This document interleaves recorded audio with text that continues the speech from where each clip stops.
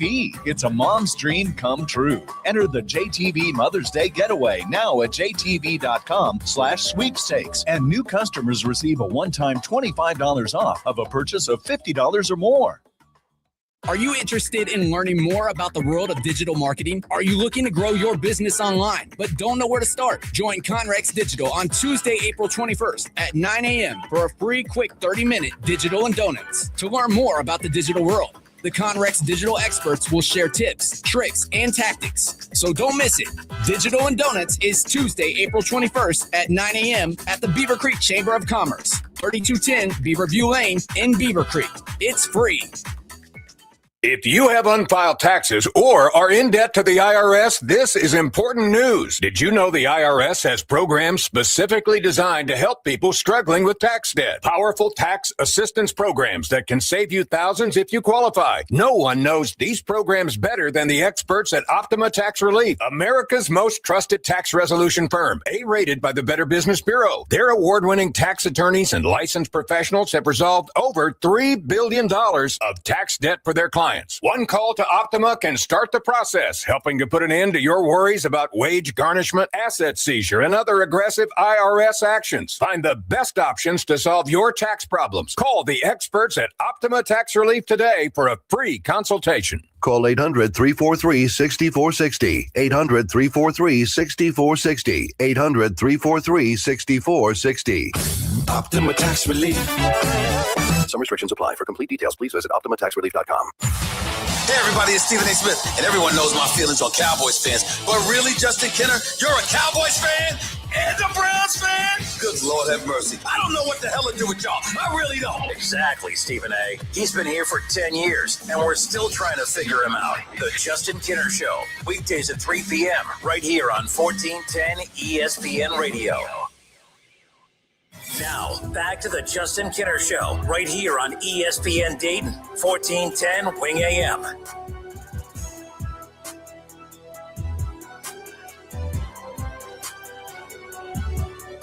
All right, everybody, we are off and rolling here on a Monday, the Justin Kenner Show, Dayton's ESPN Radio, 1410 Wing AM, 937-518-1410. That's the number that you can call or text. We're live on the Justin Kenner Show Facebook page. We're live on ESPN Dayton's YouTube channel and their Facebook page. Hope everyone had a great weekend. I know, look, if you're a fan of a team in Cincinnati, odds are you're in good shape. You're in good shape. You feel pretty good today. We're going to talk about the first place Cincinnati Reds. How about that? I broke out the Reds gear today. Some days, if you notice, I haven't worn a lot of my Browns stuff as of late. The Browns, there's not a lot of days where I feel excited to put on my Browns gear. But I'm not a Bengals fan, but you Bengals fans, you could wear your Bengals stuff proudly right now. We're going to talk about their big successful weekend. The Reds had a successful weekend. Ohio State had a successful weekend in their spring game, I guess. No injuries. So I guess that makes it successful. I'm not a spring game guy. I'm just not. I think the spring game is tacky. Not tacky. It's just, I think that the coverage of it is tacky. I think that the cover, if you notice, I was poking fun at it, last week. I wasn't trying to overhype it by any means. I'm like, it's a spring game. If you go, it's a chance to watch an Ohio State football related whatever on the field at the shoe for, very cost efficient. It's one of the few things that the prices don't keep going up and up on. So I hope you guys went. And for those that did go, hope you had a good time and didn't get, have your time ruined by the rain too much, but we'll talk about that more. It's the week of the NFL draft, and coming up on Thursday night, Kev Nash makes his return to 1410 ESPN Radio. And Keith Byers. We're all going to be hanging out here in the studio. We will not be live on the air. We'll be doing our NFL draft first round watch along. We're going to be live on ESPN Dayton's Facebook page. I'll pop it up on our Facebook page as well, on the Justin Kenner Show Facebook page. So we'll be reacting to every pick in picks 1 through 10. Now, we had done that because picks 1 through 10 were supposed to feature, at least 4 or 5 Buckeyes going in the first round or in the top 10. The Browns are picking in the first round, and there was supposed to be a Cincinnati Bengals pick in that top 10, but that's not what is going to happen on Thursday. In fact, there's a very good chance that we won't talk about the Browns or the Bengals in the top 10, on Thursday. We know we won't talk about the Cincinnati Bengals because of the big news that came out. The Bengals finally did something that I don't have to crack this mic and poke fun at them for.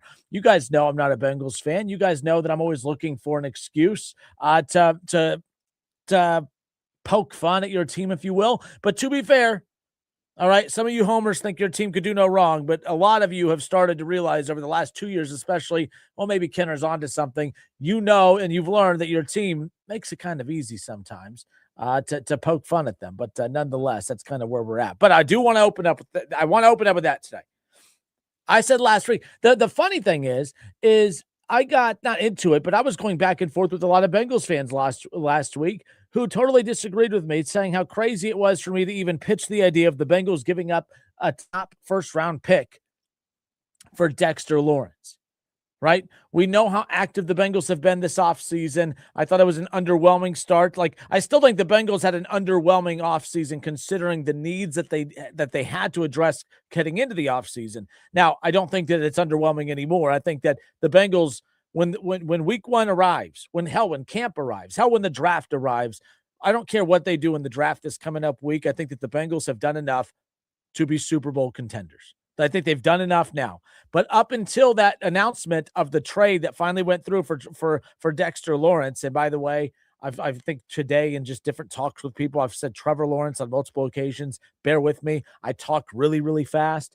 So when I talk really, really fast, I sometimes don't think about what I'm saying. So just bear with me. But Dexter Lawrence is now a Cincinnati Bengal, and I'm a big fan of that move. Not as a Browns fan, not as a fan of a rival team, but as a football fan, this makes all the sense in the world. I have constantly questioned your guys' organization for how do you have Joe Burrow, Jamar Chase, and T. Higgins? How do you have a core like that and not do everything in your power to maximize them at the top? And I felt like for the longest time, the Bengals used those three as a reason as to why they can't make those moves in the offseason. Well, we paid for Joe, we paid for Jamar, we paid T. It's tough. You can't pay everybody. Remember when they tried talking to us? You know that scene in The Office where Michael Scott, he's having Oscar explain it to me like I'm 5. And then you had Duke Tobin come out and try to talk to us like we're all Michael Scott and try to explain it to us like we're all 5, like talking about pieces of pie and how not everyone can get a piece of pie and this, that, and the other. They were using Joe Burrow, Jamar Chase, and T. Higgins as a crutch for the longest time. And I just never understood that. Those were those three together were all the more reasons why, hey, you might put yourself in a little bit of roster damage down the road, but at least you'll have something to show for it. Remember when the Rams, everyone kept ripping the Rams for trading away all their first-round picks? And that term, F them picks came about because the Rams said, yeah, forget those picks. We could draft guys that we hope develop into something or take those same draft picks and go get guys that we know are already something. And guess what? They had a Super Bowl to show for it. Now, they're a well-run organization. They really never hit rock bottom because of all that. They've done a good job navigating through that. But even if the Bengals take a more aggressive approach and use these draft picks and trades and other things, as long as you have a Super Bowl, something to show for it at the end, I think all you Bengals fans will be like, yeah, that's fine. I was surprised at how many of you Bengals fans had an issue with this trade over the weekend. Not all of you, but even non-Bengals fans who were trying to twist this into the Bengals being the Bengals. A dumb, boneheaded decision. Why is it a dumb, boneheaded decision? The Bengals, they have proven year in and year out, since they drafted Joe Burrow and Jamar Chase and T. Higgins, those have been the 3 most successful draft picks that they have had since 2020. Outside of those 3, you can maybe give them Logan Wilson. Not maybe. Logan Wilson actually was a good pick, and he was solid, and he was a very good player for a brief stint of time. And then I've never seen a fall-off quite like his, but it was quite the fall-off. He's not even in the league anymore. But outside of those 4, this organization, this team has not done a good job drafting and developing. And you know it, I know it, the homers know it, the haters know it. This team can't draft and they can't develop. It's been a problem. It's been a problem for quite some time, right? So what I was really pushing for last week was for the Cincinnati Bengals to just say, you know what? We know our limitations. We know we can't, that we've really struggled in the draft as of late. And because of that, we have fallen behind. We've set our organization back a year or two and have not been able to truly maximize a roster that features Joe Burrow, Jamar Chase, and T. Higgins. So knowing that, they had to look at Dexter Lawrence differently than other teams because and I hate when people do this or when fans or media does this, Dexter Lawrence, I think that's too high of an asking price for him. I don't think the team that has Dexter Lawrence or a media member gets to decide what's too high of an asking price or not. I think that every team situation is different. I think that if you are the Cleveland Browns, and there were reports over the weekend that the Browns were actually in talks with the Giants to acquire Dexter Lawrence. I think asking the Browns for a number 6 pick is kind of stupid to get Dexter Lawrence, because look at that defense. That defense is so dominant. It's not like you desperately need Dexter Lawrence. You don't desperately need to give up something that high to get him. You try to get him. If they don't bite, then you move on. The Bengals, though, and I don't mean this in a bad way, they are desperate for a talent like Dexter Lawrence. Not just, we need to go get Mafe and some other good defensive players. We got to go out and get some dogs. So, yeah, the Bengals gave up a first-round pick. Yes, they gave up the number 10 pick. But who else were they going to select with that number 10 pick that was going to benefit them right now and in the immediate future to the level of which this team desperately needs? Because I don't want to hear about, if you draft someone significantly younger, because Dexter Lawrence is 28 years old, you draft someone that's 22, 23, 24 years old, which that's old for the draft, but you see significantly younger, you get a longer shelf life. You want to know the shelf life that the Bengals need to be worried about? The next 3 to 4 years. You have the next 3 to 4 years to maximize this Joe Burrow, Jamar Chase, T. Higgins window. So could you get a player that could be with you for the next 10 years? Sure. Could you get a Dexter Lawrence who's going to be with you for the next 3, 4, 5 years? I'll take that next 3, 4, 5 year window run, trying to maximize the Joe Burrow era, than worried about 10 years from now. I don't care about guys that can come in and help you 10 years from now. I mean, what about the now? The Bengals situation is vastly different than everybody else's. They're not only trying to build a winner, they're trying to convince Joe Burrow that, hey, you could trust us, you could stay. You don't need to start thinking about your next team or your next move. Joe Burrow hinted last year his patience was running thin. When he came back and he said, what's the purpose of doing this if I'm not having fun? Because he was letting you know, just like you as Bengals fans, he was similar to you. He wasn't having any fun. I'm a Browns fan. The only thing that helped me get through the Browns being miserable the last 2 years is watching you guys be miserable. I mean, your misery has been my enjoyment, but I know my misery is your enjoyment. And I feel like mutually we've kind of helped one another.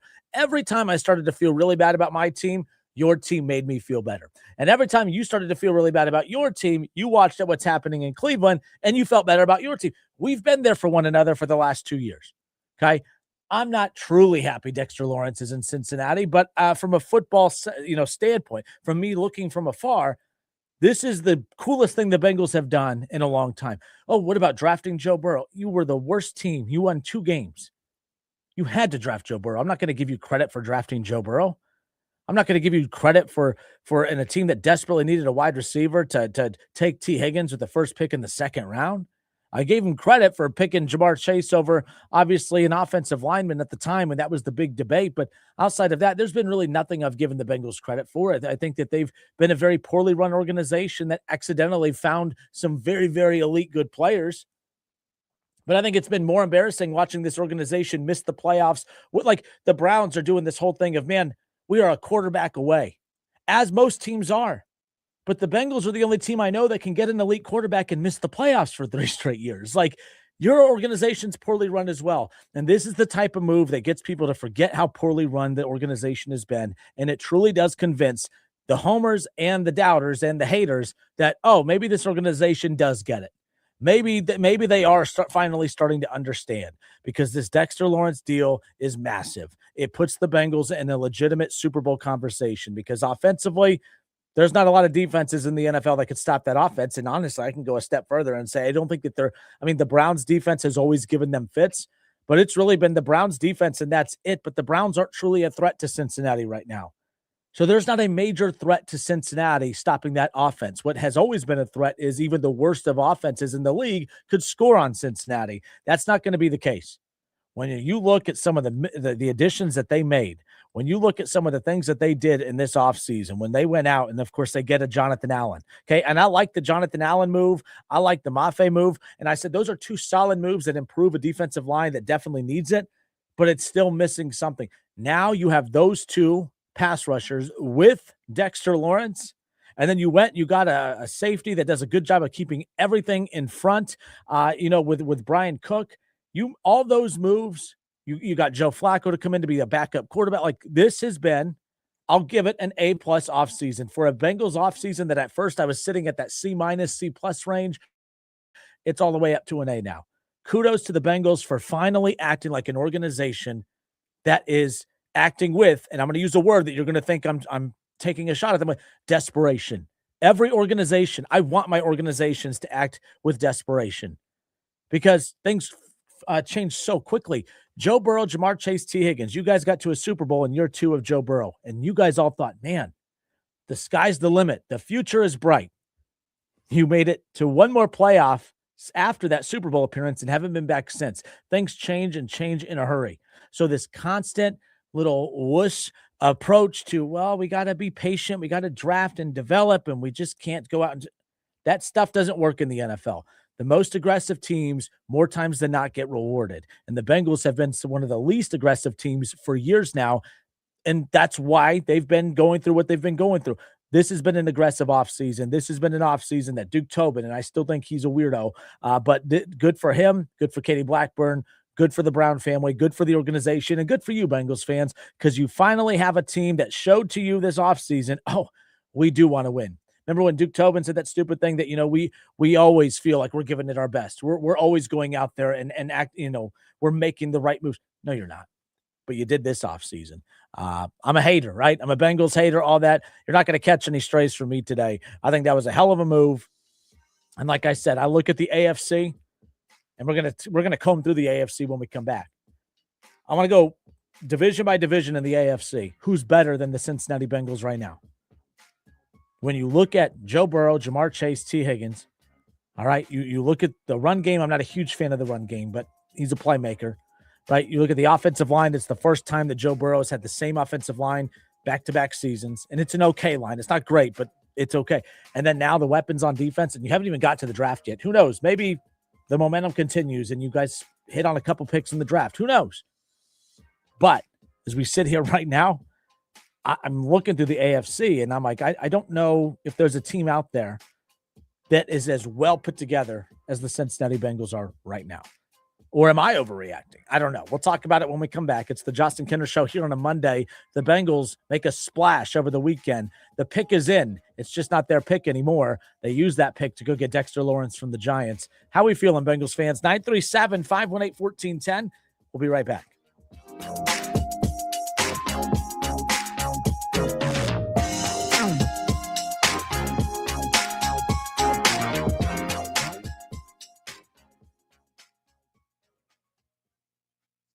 I'm Ed Evans, CEO of Consumer Cellular. You know, the big wireless companies say they have discounts for people over 55, but unless you're willing to sit on hold and ask, you're probably paying more than you should.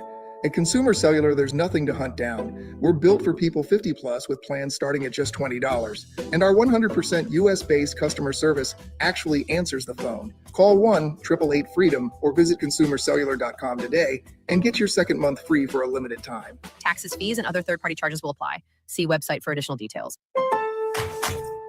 It's Deck Days at Lowe's, and the savings are stacked. Right now, pros get 15% off all in-stock composite decking from top brands like Trex, TimberTech, and Decorators. Plus, get a free DeWalt 20-volt max 5-amp-hour battery when you buy a select DeWalt tool. The deck's stacked in your favor with brands pros trust. Our best lineup is here at Lowe's. Valid through 4/22 while supplies last. Selection varies by location.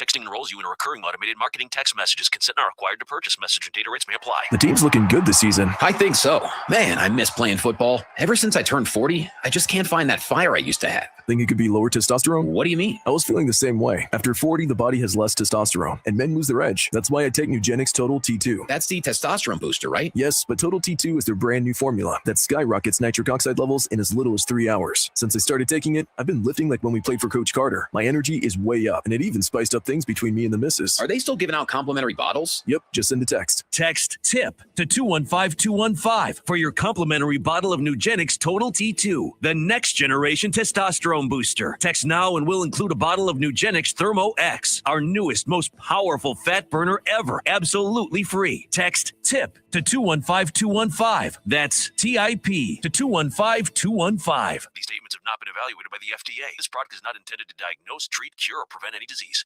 Hey there, I'm Brad. I'm about to win the Tuesday Night Bowling League Championship. I'm also a highway worker for the Ohio Department of Transportation. When you move over and slow down, you're not only giving me room to work, you're making sure I can bowl the winning strike with my buddies. Roadside workers have lives and families, but when they're on the job, they put it all on the line to protect and serve us. Remember, they're not just roadside workers. Thank you for moving over and slowing down. Brought to you by ODOT, USDOT, NHTSA, and ODPS.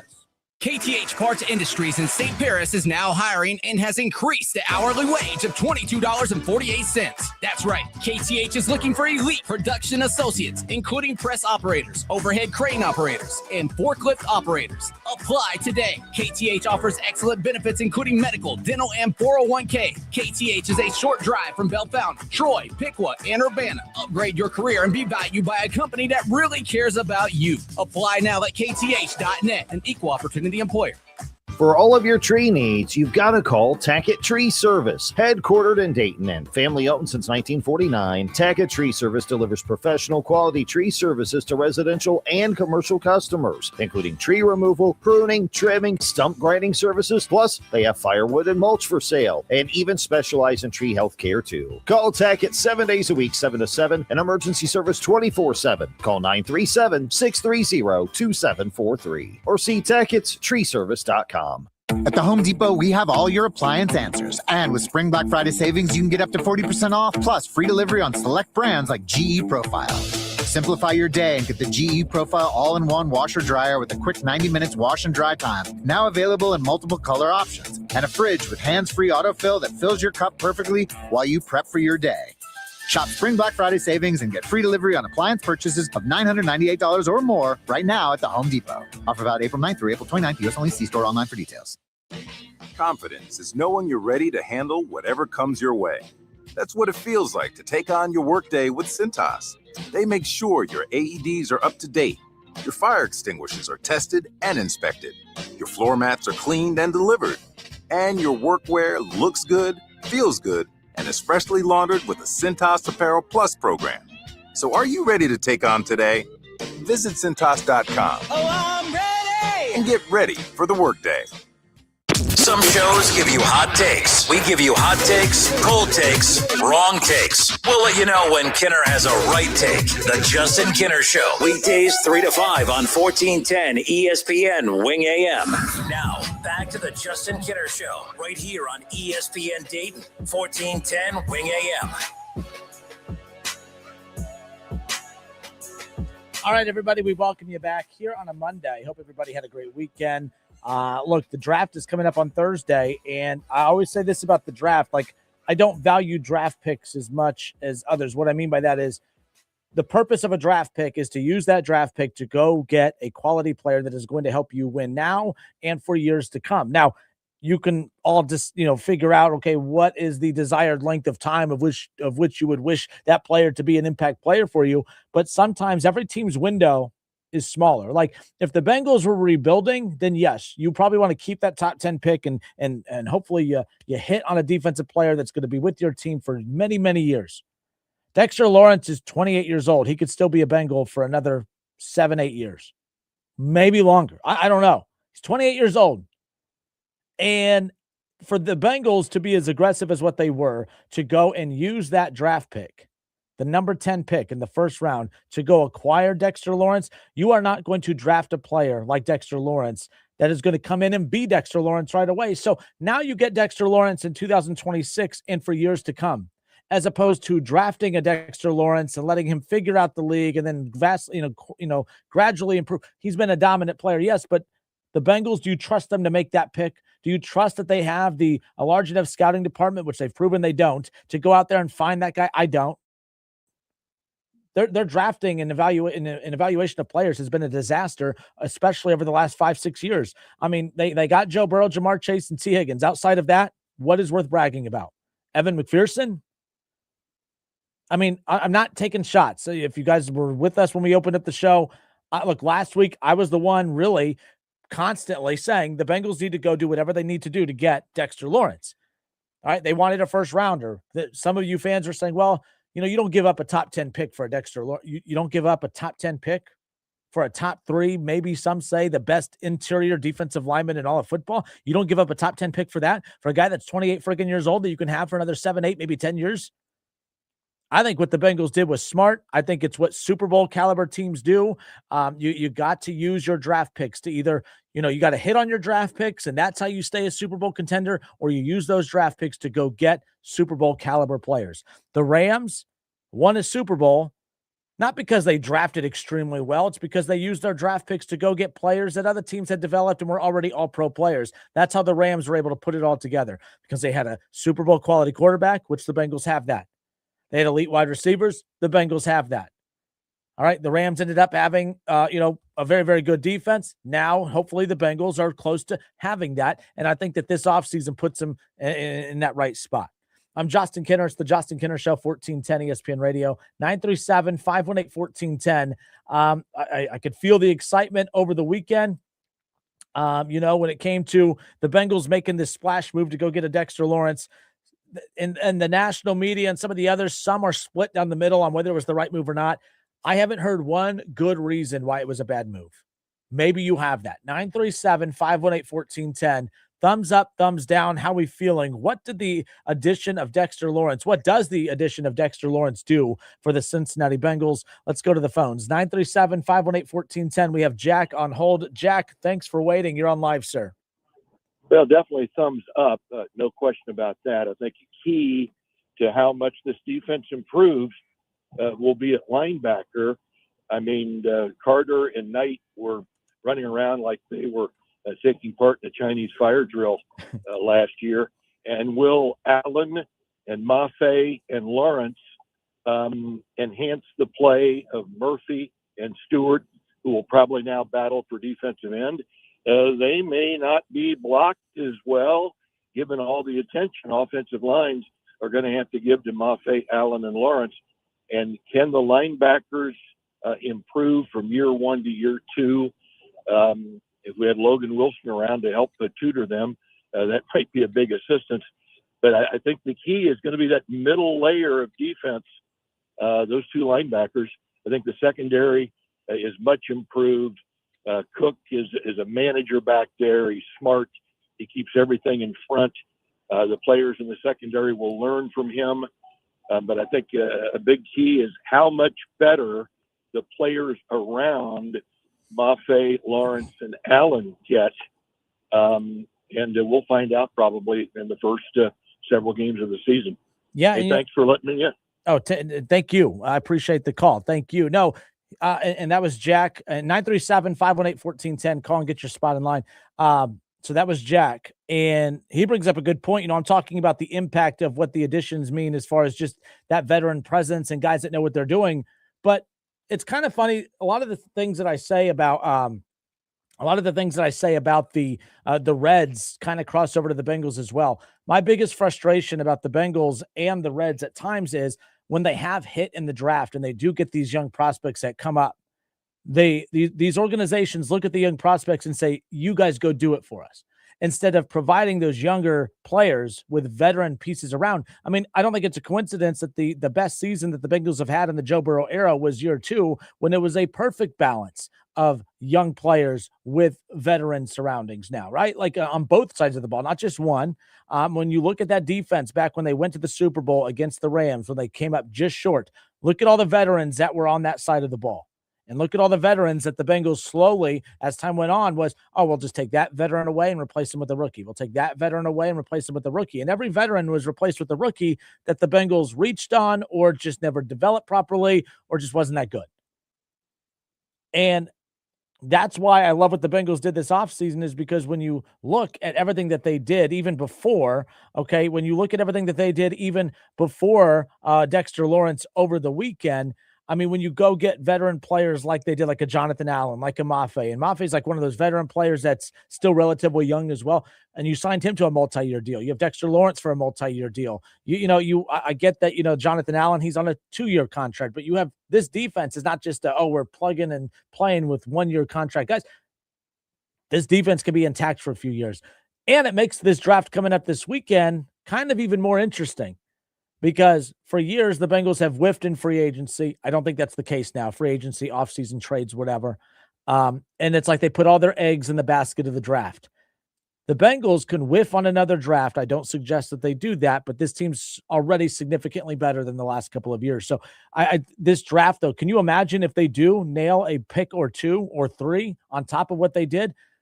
I think the Bengals would go from being one of the biggest jokes in the AFC to being probably the most well set up for the next 3 or 4 years. Quarterback, receivers, offensive line. A lot of their guys up front are buttoned down for a couple years now.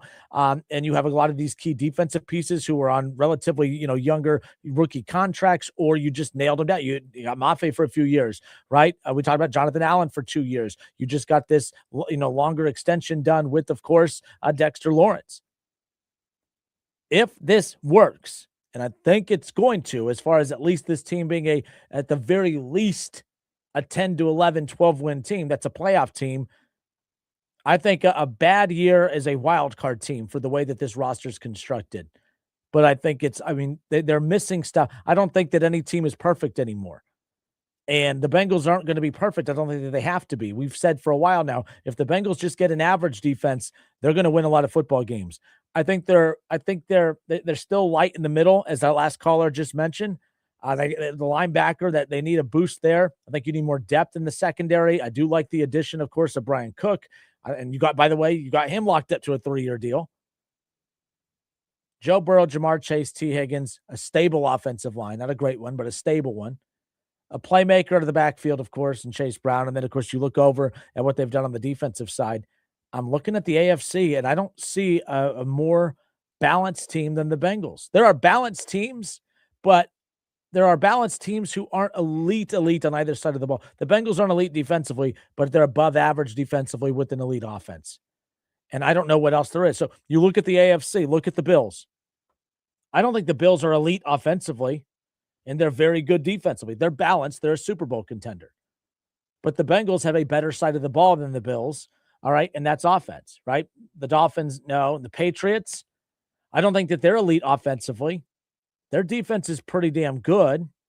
All right, but they're a Super Bowl contender. They were just in the Super Bowl, and there's talks of them, talking about that offense not being very good. I think that the Patriots, thanks to Diana Rossini, apparently, might be landing A.J. Brown. That could be a big difference maker right there. The Jets will cancel them out. Let's go to the AFC South.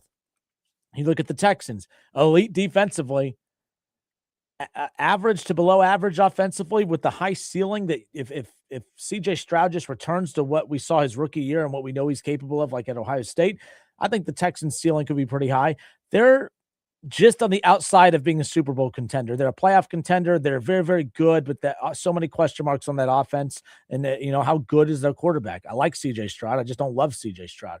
The Colts, I'm curious to see what kind of steps they take this year. I don't think they're a Super Bowl contender, though. Jacksonville, I don't think they're a Super Bowl contender, but they're very, very good, right? They're solid. Tennessee.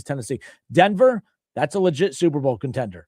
All right. They're not great offensively. They're great defensively, but they're probably – Denver might be a team that I think is more well-rounded than Cincinnati. I'd put Denver above Cincinnati. Kansas City, we're so infatuated with them, like the Golden State Warriors in the NBA, where it's weird picking anyone over them. But I like what the Bengals have more right now than the Kansas City Chiefs. But they have Chris Jones. But again, the Bengals are more dominant offensively than the Chiefs. Is the Bengals defense better than the Chiefs? No, but it never had to be to complement that offense. The Raiders have the number 1 pick. I'm not worried about them. The Chargers, I got to see it to believe it. I've been a big Justin Herbert fan and supporter for years. That blows up in my face every year. I'm looking at the AFC. Cleveland, no. Pittsburgh, hell no. They don't even know who their quarterback is. They don't even know what Aaron Rodgers is doing. And then I look at Baltimore. I think Buffalo, New England, Denver, and Baltimore and Cincinnati are your 5 best teams in no particular order there that I just mentioned. But Baltimore's defense is solid. Offense is solid. But I'm still taking Cincinnati's offense over Baltimore. And I might be taking their defense over Baltimore's. I don't know if I'm going too far with that yet. But I think Cincinnati and Baltimore are pretty damn close. All right. But I'm still taking Cincinnati over New England. I think I like them more than Buffalo. Denver's a tough one for me to pick, but again, I'll always go with Joe Burrow over Bo Nix. If it's going to come down to tied to the quarterback, I'm going to have to go with Joe Burrow in that situation. But that's a big move over the weekend. That's a difference-making move. It puts the Bengals in legit Super Bowl contention, and that's coming from one of the biggest Bengals haters out there. 937-518-1410. Let's go to AJ. AJ, you're on live, sir. Justin, I have to give you credit. So the past couple weeks, you've been, as soon as the Dexter Lawrence news came out, you were one of the only people that I've heard saying the Bengals need to go get him. And I agreed with you, but I thought it was a pipe dream because I thought there was no way that they were going to give up a draft pick in this round to go and get him. So congrats to you for having a good hot take. Now, what I'll say is this move makes sense because when the dust settles on the draft, the difference makers that the Bengals could have picked at 10 on defense, they're all going to be gone. Yep. And what I felt like was all the players that are going to be left are going to be with the second-round grade. And you would just be grabbing a player to grab a player because you're in that position. So I feel like Dexter Lawrence is better than any player that they could have gotten available at 10 in the draft. And like, what's a player, AJ, and help me out. What is a player that could have been, let's just say that some of those players you mentioned were available. Was there any player that you would still select over that you still think would be more valuable at pick 10 than what they ended up getting in this trade for Dexter Lawrence? On an outside chance, I would have said I would like to think that Caleb Downs might have been available, and he's a great player. Don't get me wrong, but I feel like an interior defensive lineman is a more impactful position than a safety, and it's going to take a year or two to get, even if Caleb Downs were available, it's going to take him a year or two to get up to speed. He's not going to be an immediate impact player, and we're to the point now where you've got to. They have to perform immediately with what the Bengals have available, especially with what Joe Burrow has said about like wanting to win immediately, and then we've got some of these players that are just 2 or 3 years on a contract that it could our window could close pretty quickly.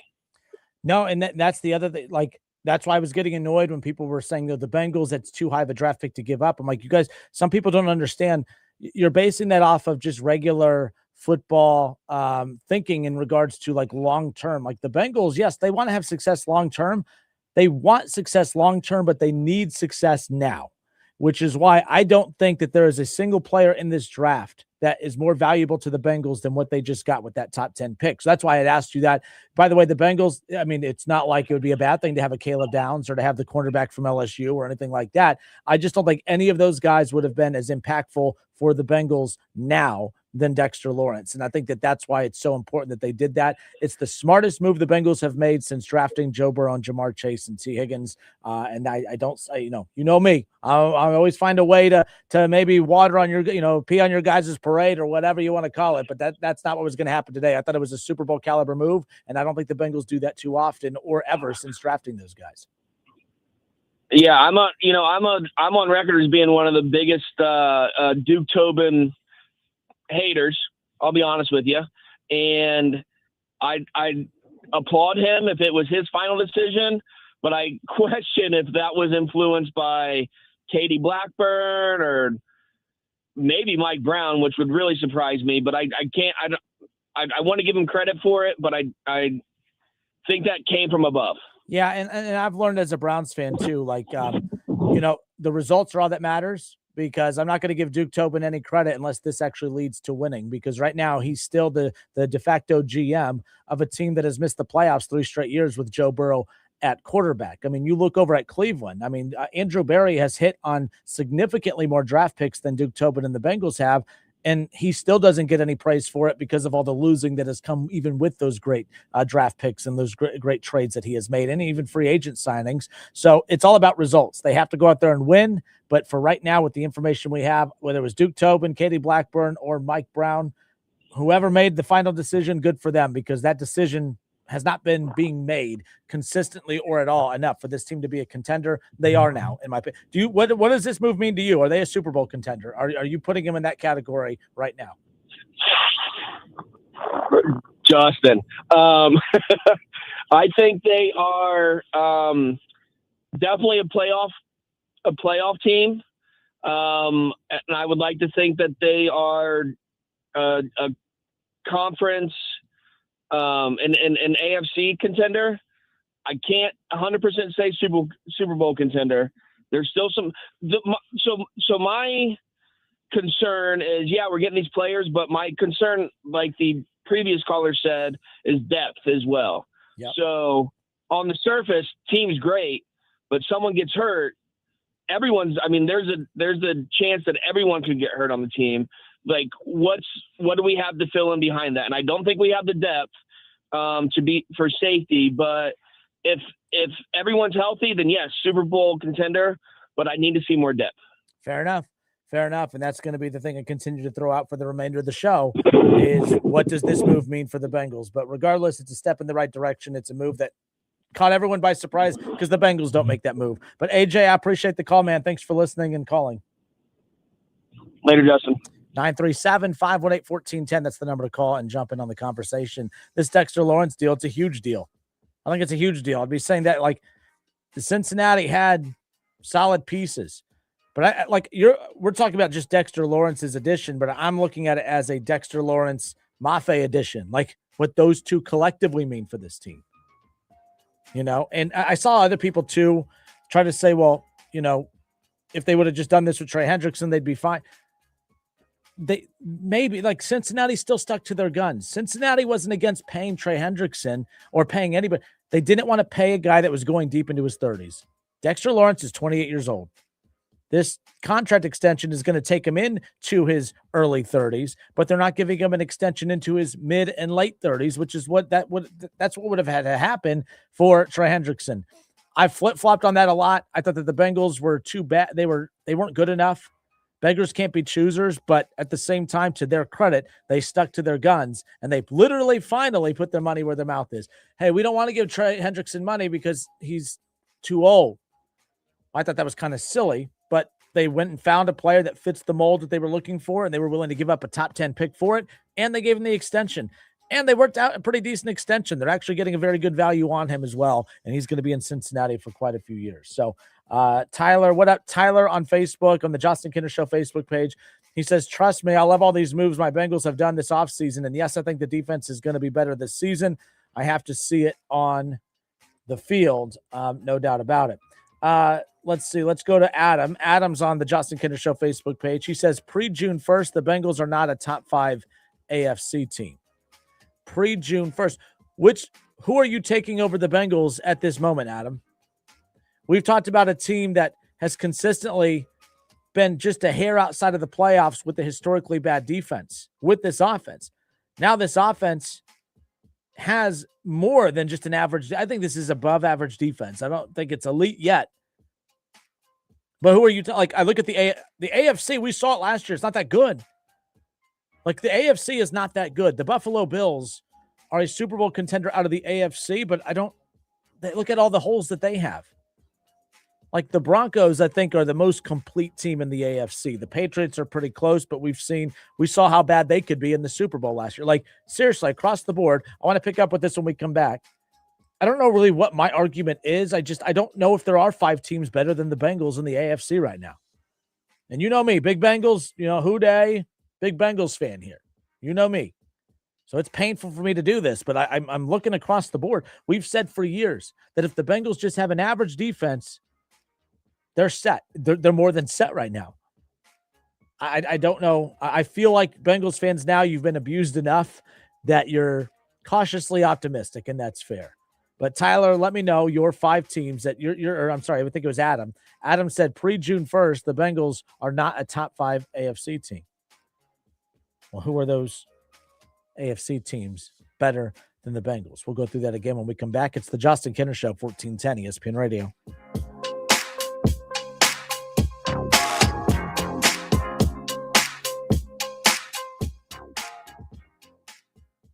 Cordell Transportation is looking for more weekend warriors. If you have a Class A CDL and would like to make some extra money casually driving weekend daytime routes, then Cordell Transportation is looking for you. Home daily, all loads round trip, no touch freight, and competitive pay. Full-time routes could become available if you're interested. Drive weekends at Cordell Transportation. Apply at CordellTransportation.com or call Ron at 937-277-7271. Cordell Transportation, driven to succeed. Some people reach a line and stop. Some hit a wall and turn around. Then there are the ones who cross the line, climb the wall, face obstacles, and turn them to their advantage. That's where we come in. We're the next rodeo. We design bold marketing that drives real growth. A creative partner for businesses ready to push forward beyond what's expected. The Next Rodeo. Learn more at thenextrodeo.com. Fight it. I'm going to survive. Need an online notary? We can help. Hi, this is Mike Foley, your Montgomery County Clerk of Courts. We can notarize your documents remotely at no charge to you. All you need is a smartphone or laptop. Visit courthouse2u.com for more info. Help, Mother's Day's almost here and I have nothing for Mom. Relax, sis. Just shop JTV. I already got Mom a gorgeous gold bracelet. JTV, like jewelry, television, isn't that amazing? Yes, they have thousands of gift and jewelry ideas and their prices are unreal. Okay, but how unreal are we talking? Right now, new customers get $20 off your purchase of $99 or more at jtv.com. Use code DEAL20 now. Why didn't you tell me this sooner? Because I'm the mean sister. Upgrade to a new quality bath remodel in less time with minimal inconvenience and for less money with Bath Creations in as little as 2 days. We do it right. There are a lot of others boasting about bath remodels these days. Well, Bath Creations' expert craftsmanship and customer service speaks for itself. Plus, all first responders, veterans, and active military will save an additional $500 off your purchase. Visit our beautiful showroom at 8741 North Kimmel Road in Clayton or at mybathcreations.com and upgrade your new bath today. If you need new roofing, siding or gutters, skylights or patio enclosures, if you're a homeowner or business and need someone you can trust, don't take a chance. Enhance with Lance. Lance Roofing and Siding has been satisfying customers since 1993 and hold an A+ rating with the Better Business Bureau. See Lance Roofing and Siding at their new location at 6903 Dayton Springfield Road in Enon. Call for a free estimate at 864-2722. That's 864-2722. Online at lanceroofing.com.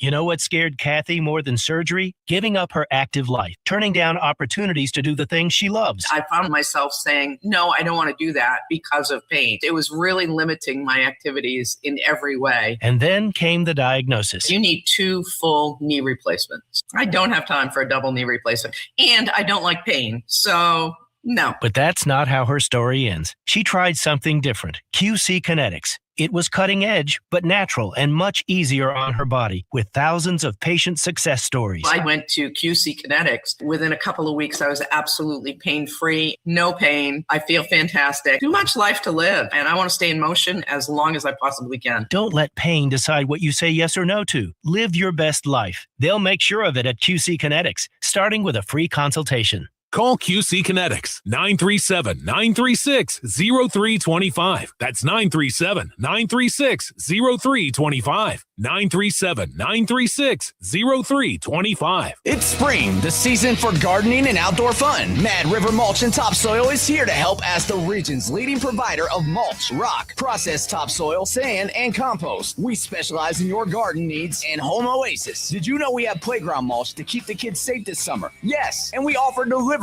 to your home or business. Call 937-882-6115 and we'll customize a delivery plan just for you. Mad River Mulch and Topsoil, just off I-70 and Route 4 in Springfield. Online at madrivermulch.com. Hey everybody, it's Stephen A. Smith, and everyone knows my feelings on Cowboys fans. But really, Justin Kenner, you're a Cowboys fan and a Browns fan? Good Lord have mercy. I don't know what the hell to do with y'all. I really don't. The Justin Kenner Show, weekdays at 3 p.m. right here on 1410 ESPN Radio. Now, back to the Justin Kenner Show, right here on ESPN Dayton, 1410 Wing AM. Well, hell must have frozen over because I'm higher on the Bengals than most of you Bengals fans are, which that doesn't happen very often. I'm glad this move happened because I've been looking for the Bengals to do something for me to jump on to say, see, I told you I'm not always just hating on the Bengals, but the Bengals have been such a stupid organization for years that a lot of you give the Bengals credit for Joe Burrow. You give them credit for Jamar Chase. You give them credit for T. Higgins. And I'm like, I don't give them credit for that stuff at all. Because what I see, like when you see the Bengals, you see Jamar Chase, Joe Burrow, T. Higgins. I see a team that has missed the playoffs for 3 straight years with Joe Burrow, Jamar Chase, and T. Higgins. So when you guys get defensive, when me and other people crap on your team, I'm like, what? Like, I don't understand. Like, I see it on social media today. Like, instead of you fans just celebrating getting Dexter Lawrence, I see a lot of crybabies on social media. Oh, the national media, they're upset about this, and they're making fun of the Bengals about that. Your organization doesn't just trade for Dexter Lawrence and the whole perception of your organization change. You're still a bad organization that has missed the playoffs for 3 straight years with Joe Burrow, Jamar Chase, and T. Higgins. So there, some of the old Kinner is still in there somewhere, but I just want you to know that this hasn't changed my mind on how poorly run of an organization this has been.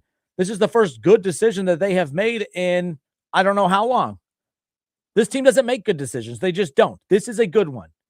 This is a good one. And they've made a few good decisions throughout this offseason. I like their free agent additions. I do. I think they have the best backup quarterback in the NFL, to be fair. Like, I think that Joe Flacco is still good enough to be a starter in this league, and he's backing up Joe Burrow.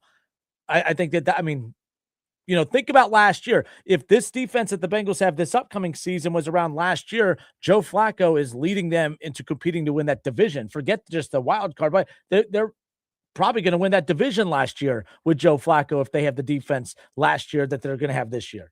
So I like that. I like the addition of Super Bowl champion Mafe. I like the fact that they went out and they got, depth on that defensive line. I like what the Cincinnati Bengals have done. I like that they went out and they got the safety. I like that they were able to address a lot of the holes and issues that they've had, and they're leaning into those veteran players. I like the addition of Jonathan Allen. All right, we talked about Mafe already. They get, Risner, they get that contract extension done. It's only a 1 year, but it gives them time. They get that 1 year contract extension done. It gives them time to put all their attention on the defense because it had to be about that. That offensive line is just good enough. Okay. I don't like the offensive line. I don't think it's great, but it's just good enough. And I think that there could be a lot to be said about bringing back the same offensive line from a year ago, just for some of that continuity a little bit when it comes to this offense. Now, that continuity has to come with the offensive line staying healthy, along with Joey B doing something he doesn't always do, and that's stay healthy as well. So it's funny that I feel like I'm higher up on the Bengals than a lot of you Bengals fans are, which could be the curse of the Kenner that could come back and haunt you. I don't know. Or maybe you're right. Or maybe you've fallen for this too often and you're just not ready to get hurt again. So it's best to just temper expectations. But this was a humongous move. I don't care what some of the doubters are saying. This was a big move. No matter there's not one player in this draft that could have provided the Bengals the type of impact that they are now going to get from Dexter Lawrence. And again, people are like, well, they should have used that top 10 pick to go get a play. Again, you can't name a player in this draft that is going to have as big of an impact for the Bengals over the next 3 years as what Dexter Lawrence is. Now you're going to say, well, Caleb Downs could have been here for many, many years. The Bengals, I know you don't want to hear this, and I don't think that you should be worrying about it either. The Bengals aren't worried about 10 years from now. The Bengals are worried about this next season and the next 2 or 3 years. And they're hoping that Joe Burrow is still here in the next 2 or 3 years. And they're hoping that he's still here in the next 4, 5, 6, 7 years after that. But you can't get Joe Burrow to be here 3, 4 years from now if you screw up this season, because Joe Burrow was getting all the Andrew Luck, all the Carson Palmer, all those vibes last year, because no matter what he does, whether he's healthy or not, this team just can't seem to get it done. And not all of it's on him. So the franchise felt it, and they had to, to do things you've never done, you have to do things you've never done before as well. And that includes how they've operated when it comes to roster construction. Kudos to the Bengals. This is a Super Bowl type of move. It's an aggressive move, and you have to be aggressive. I told you this last week. Some fans got mad at me because I said the Browns ownership, and you look at the Haslams, they have made a ton of mistakes. But they've done it. They've made a ton of mistakes with the intent of trying to win. I don't at times feel like the Bengals are trying to win. So I've said I will take the ownership group that has failed to win consistently and be too aggressive and make mistakes, then the organization like the Bengals, who has Joe Burrow, Jamar Chase, and T. Higgins, doesn't act aggressive enough and continues to fall flat on their face year in and year out. I think both ownership groups are bad, but I've always said I'll take the Haslams over the Brown family because the Haslams will at least attempt to trade and sign and throw money at the problems. And I'm not saying that's the best approach, but again, we're talking about two bad ownership groups.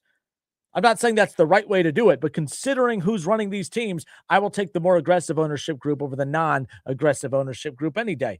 But to the Brown family, to Katie Blackburn, to Duke, not a big fan of his Tobin. Whoever made this decision, it was a Super Bowl caliber move.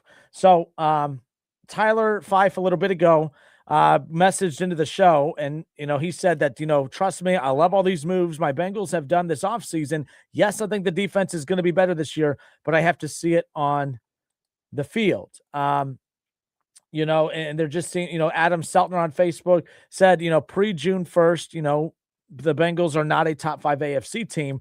I don't know. I'm combing through the AFC. If you guys remember towards the tail end of the AFC or the season last year, AFC wasn't very good. Paul, what up, Paul? Paul Blanton.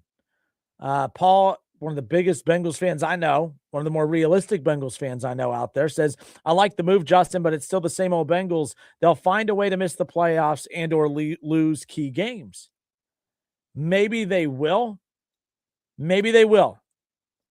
But that doesn't change the fact that this was an aggressive, out-of-character move. So, Paul, the only pushback I'll give you, when you say it's still the same old Bengals, yes, they're still the Bengals, but the same old Bengals just did a not-so-same old Bengals move by moving on from a top 10 pick to get arguably the best interior defensive lineman in the National Football League at 28 years old. So, I'm higher on this move, it seems, than most. I think all of you are happy with the move. I'm going that next level of saying not only am I happy about that move, I think that it puts them in that Super Bowl conversation. We ran out of time this hour. We got hour number 2 coming up, and I'll pick up with this. Ron Howard said, so earlier when I forgot where it went, my apologies. Adam said pre-June 1st, the Bengals are not a top 5 AFC team. I said, well, then, listeners, name me 5 teams in the AFC better than the Bengals. Ron Howard responds, the Patriots, the Jaguars, Broncos, Kansas City, and the Texans. All very good teams, but I could go through each one of those teams and point out all their deficiencies. And I look at Joe Burrow, Jamar Chase, and T. Higgins, and I look at that strength. I don't think any of these teams have a strength as strong as what the Bengals have on offense. We'll talk about this more when we come back. It's the Justin Kinner Show, 1410 ESPN Radio.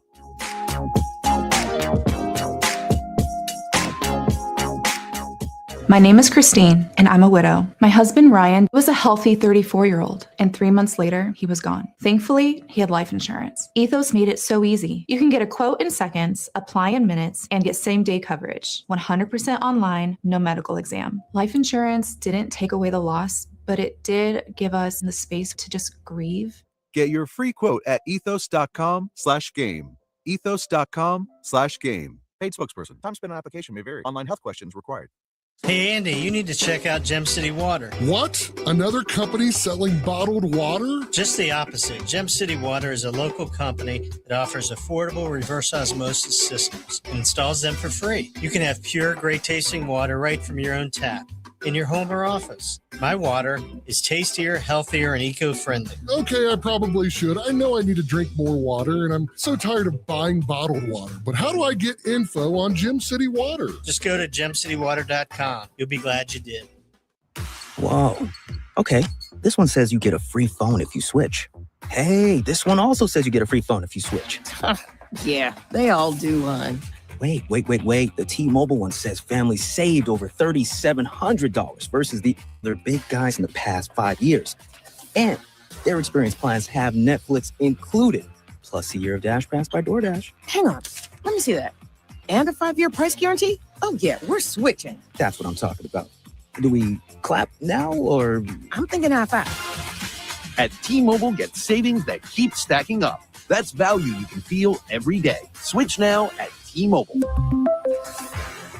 Savings based on Harris X billing snapshots from Q3 2021 to Q4 2025 among accounts with 3+4 lines compared to AT&T and Verizon, excluding discounts, credits, and optional charges. See harrisx.com/T-Mobile. Price guarantee on talk, text, and data. Exclusions like taxes and fees apply. See T-Mobile.com. Swing by Frickers this week and treat yourself to one of our unbeatable lunch combos. Choose from your favorites, like the Big Frickin' BLT, cheeseburger, frickin' chicken wrap, and more. Each with a side and drink for just $10.99. Plus, use the Frickers app and score double points on lunch for a limited time. Monday through Friday, 11 a.m. to 2 p.m. Whether you dine in or grab it to go, lunch just got a whole lot tastier and more rewarding. At your home for fun, food, sports, and spirits, Frickers.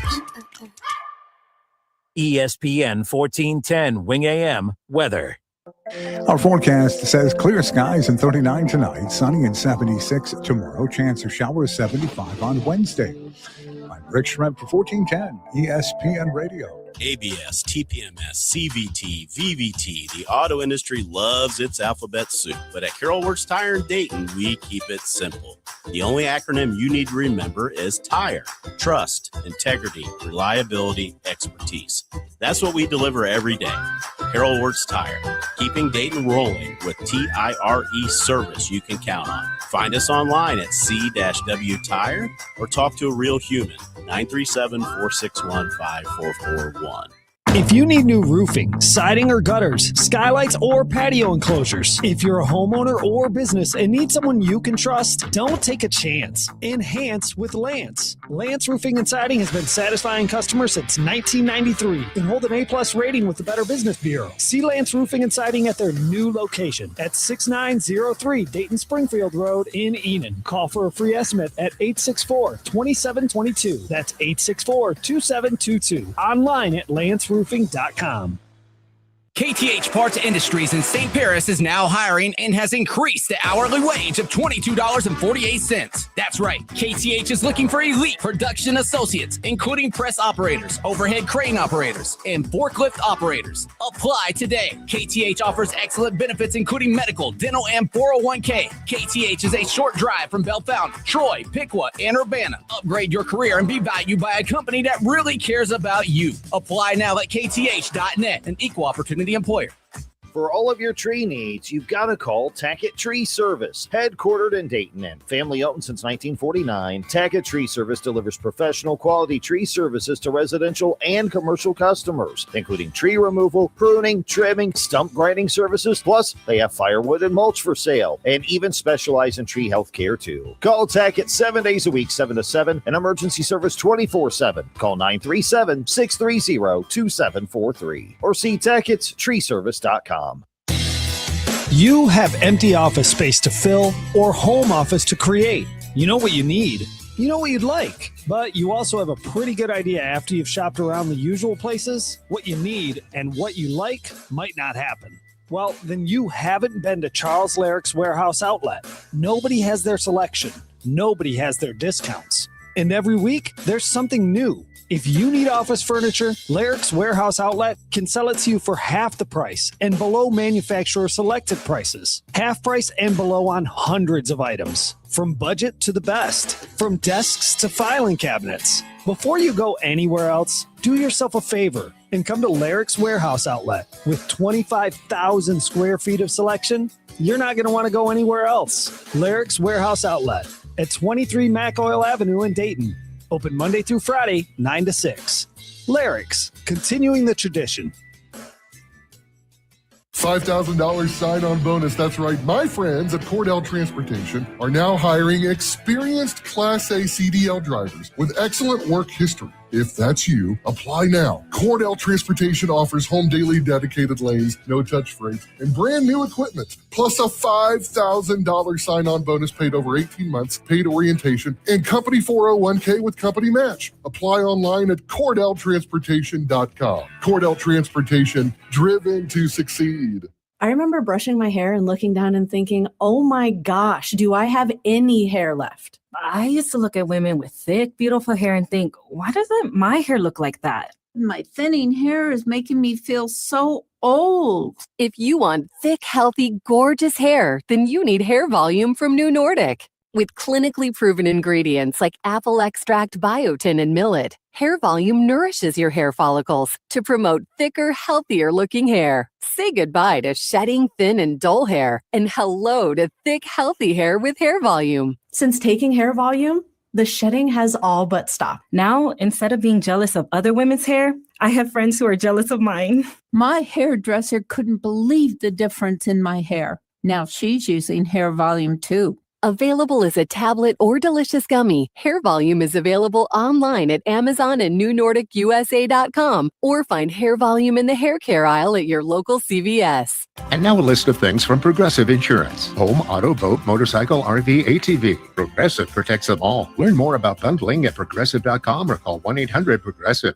Hello, it's John Kozik, founder and president of TurboTrack Realty, and I buy real estate as is, fast for cash. Give us a call today for an all-cash offer at 614-470-2000, 614-470-2000. I buy vacant properties, inherited homes, divorce situations, death in the family, apartment buildings, commercial properties. I even buy my tenants won't pay me the rent houses. Give us a call today for an all-cash offer at 614-470-2000, 614-470-2000.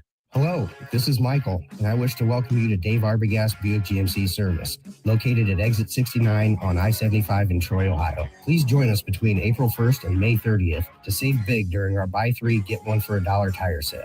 New GM credit card holders may combine this offer to receive an additional $250 off on their first purchase over $500. Please visit us at davearbogast.com or call 937-980-0569 to speak with a certified service expert and schedule your appointment today. For some people, pain doesn't just hurt your body, it takes everything. That was Jay for 15 years. I spent more time laying down in bed because even sitting on chairs hurt. I couldn't walk around, couldn't stand up straight. My pain got so bad, I was running out of hope, not just in treatment, but in life in general. Then, just like you're doing right now, Jay heard a radio commercial right here in Dayton that led him to QC Kinetics and their regenerative treatments that go beyond masking pain. Within an hour or two after the treatments, I felt like, 70% of what I was feeling was just sort of dissolved. From surviving to living again. For Jay, that changed everything. I'm able to do things. I get a chance to play with my grandkids. I'm physically not in that pain anymore because of QC Kinetics. If you've been living in pain, this is your moment. Call QC Kinetics now for your free consultation. 937-936-0325. That's 937-936-0325. Hey everybody, it's Stephen A. Smith, and everyone knows my feelings on Cowboys fans. But really, Justin Kenner, you're a Cowboys fan and a Browns fan? Good Lord have mercy. I don't know what the hell to do with y'all. I really don't. The Justin Kenner Show, weekdays at 3 p.m. right here on 1410 ESPN Radio. Now, back to the Justin Kenner Show, right here on ESPN Dayton, 1410 Wing AM. We'll get to the first place Cincinnati Reds coming up here in just a moment. Reds back in action tonight. Reds keep finding ways to win, man. I don't get it. But you got the Reds in first place. The Bengals making aggressive Super Bowl type moves. I mean, I don't know what's in the water down in the old 5-1-3, but good for them. But plenty to talk about here today on a Monday. The NFL draft coming up on Thursday, and I thought that this year's draft was a little more intriguing from a local perspective, mainly because you have the Browns and the Bengals both picking in the top 10. It's going to be a historic draft for the Buckeyes because of how many Buckeyes are going to be selected, not just in the first round, but what is being projected to be, in the first 10 picks. But the Bengals will not be picking. They do not have as of now, unless they, if they like the taste of being aggressive and decide to pull off another aggressive move, who knows? But no, they will not have a pick on Thursday night. The Browns, lots of reports out there that they're looking to trade back, that they're fielding calls, and that they're we've known with the Cleveland, they can be very unpredictable. We saw what they did last year with the Travis Hunter move. Heading in, I remember doing the show that day that the Browns are going to take Travis Hunter, and I was not a fan of that. By the way, I was right about that too. Travis Hunter, I was not a fan of. In college, great player, and I think he'll be a very good NFL player, but not a player that you take in the top 5. And I was against Cleveland taking him in the top 5. Everyone thought I was crazy for that. I said the only reason we're obsessed with Travis Hunter is because he was forced to do something at Colorado that he would not be forced to do at a respectable college football program. Travis Hunter at Ohio State, I promise you, he's not playing. I mean, the things that Deion and Colorado were doing were kind of stupid. Man, he's great. No one out there could play both sides of the ball as deep into the game as he does. I think there actually probably are, but a lot of the really elite wide receivers that could be pretty good defensive backs don't have to, because they went to Ohio State to be a wide. Jeremiah Smith is at Ohio State to be a wide receiver to get to the NFL as a wide receiver, right? Like Jeremiah Smith doesn't have to play all these other positions, and he's a freak athlete, and he probably could. But why do that? Do you think that if Travis Hunter went to Ohio State that he would have played both sides of the ball? He would not have. If he went to Clemson, if he went to Alabama, if he went to any bigger school, and we could put Indiana there now. If he went to Indiana, well, Curt Cignetti would not be playing him both sides of the ball, because he was a Band-Aid for the lack of depth, because Deion was not what everyone projected him to be. That's why I kept saying I was so annoyed and I was so over the Colorado love fest. I'm like, I've never seen a team. And by the way, he's the most overhyped coach I've ever seen in my life.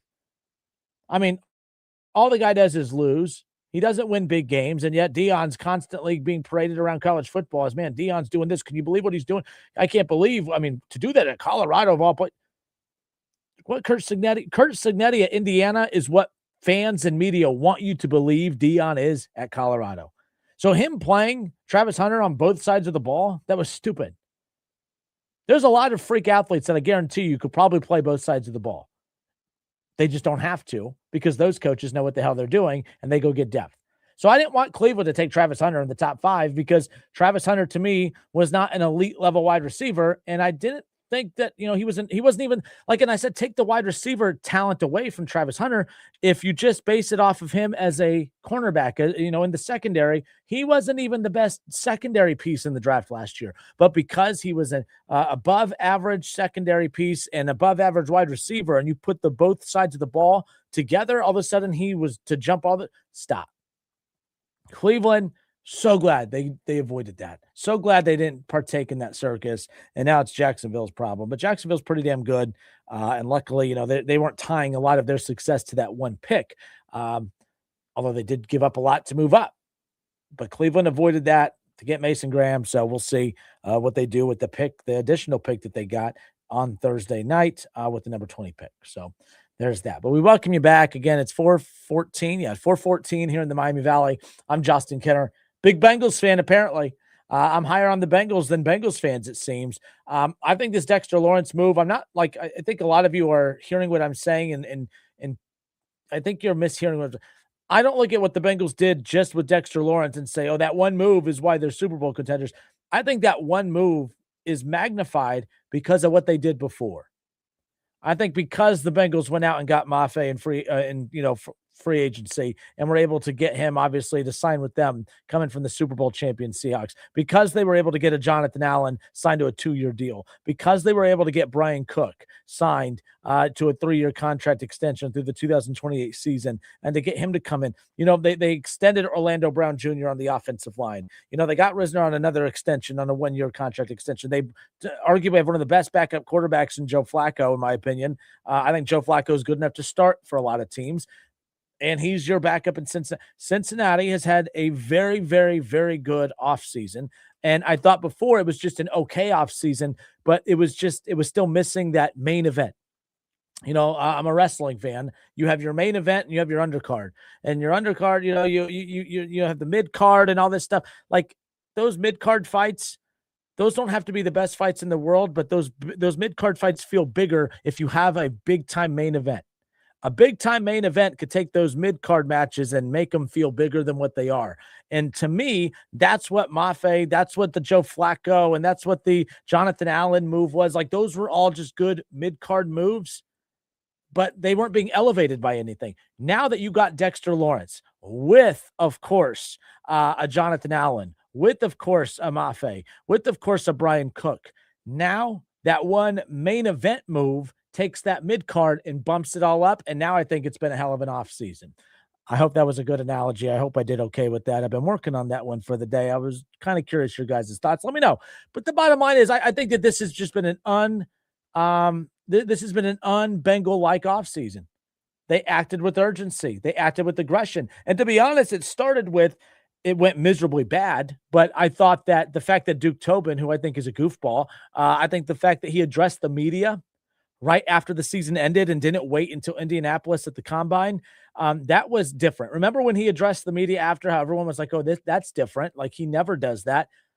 It was at the end of January or whatever it was. Like, he's never done that. Usually you only get a chance to hear from Duke Tobin. He'll say something really uncomfortably goofy at the Combine and then again during a preseason game later in the year.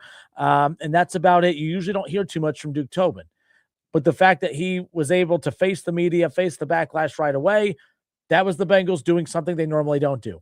They were aggressive in the offseason, something they don't do, something they've never done. They never do. Trade back or move back or just totally move on from a first-round draft pick to go get a big-time splash move like Dexter Lawrence. So everyone out there says, well, Kenner, you're going to hate on the Bengals no matter what. No.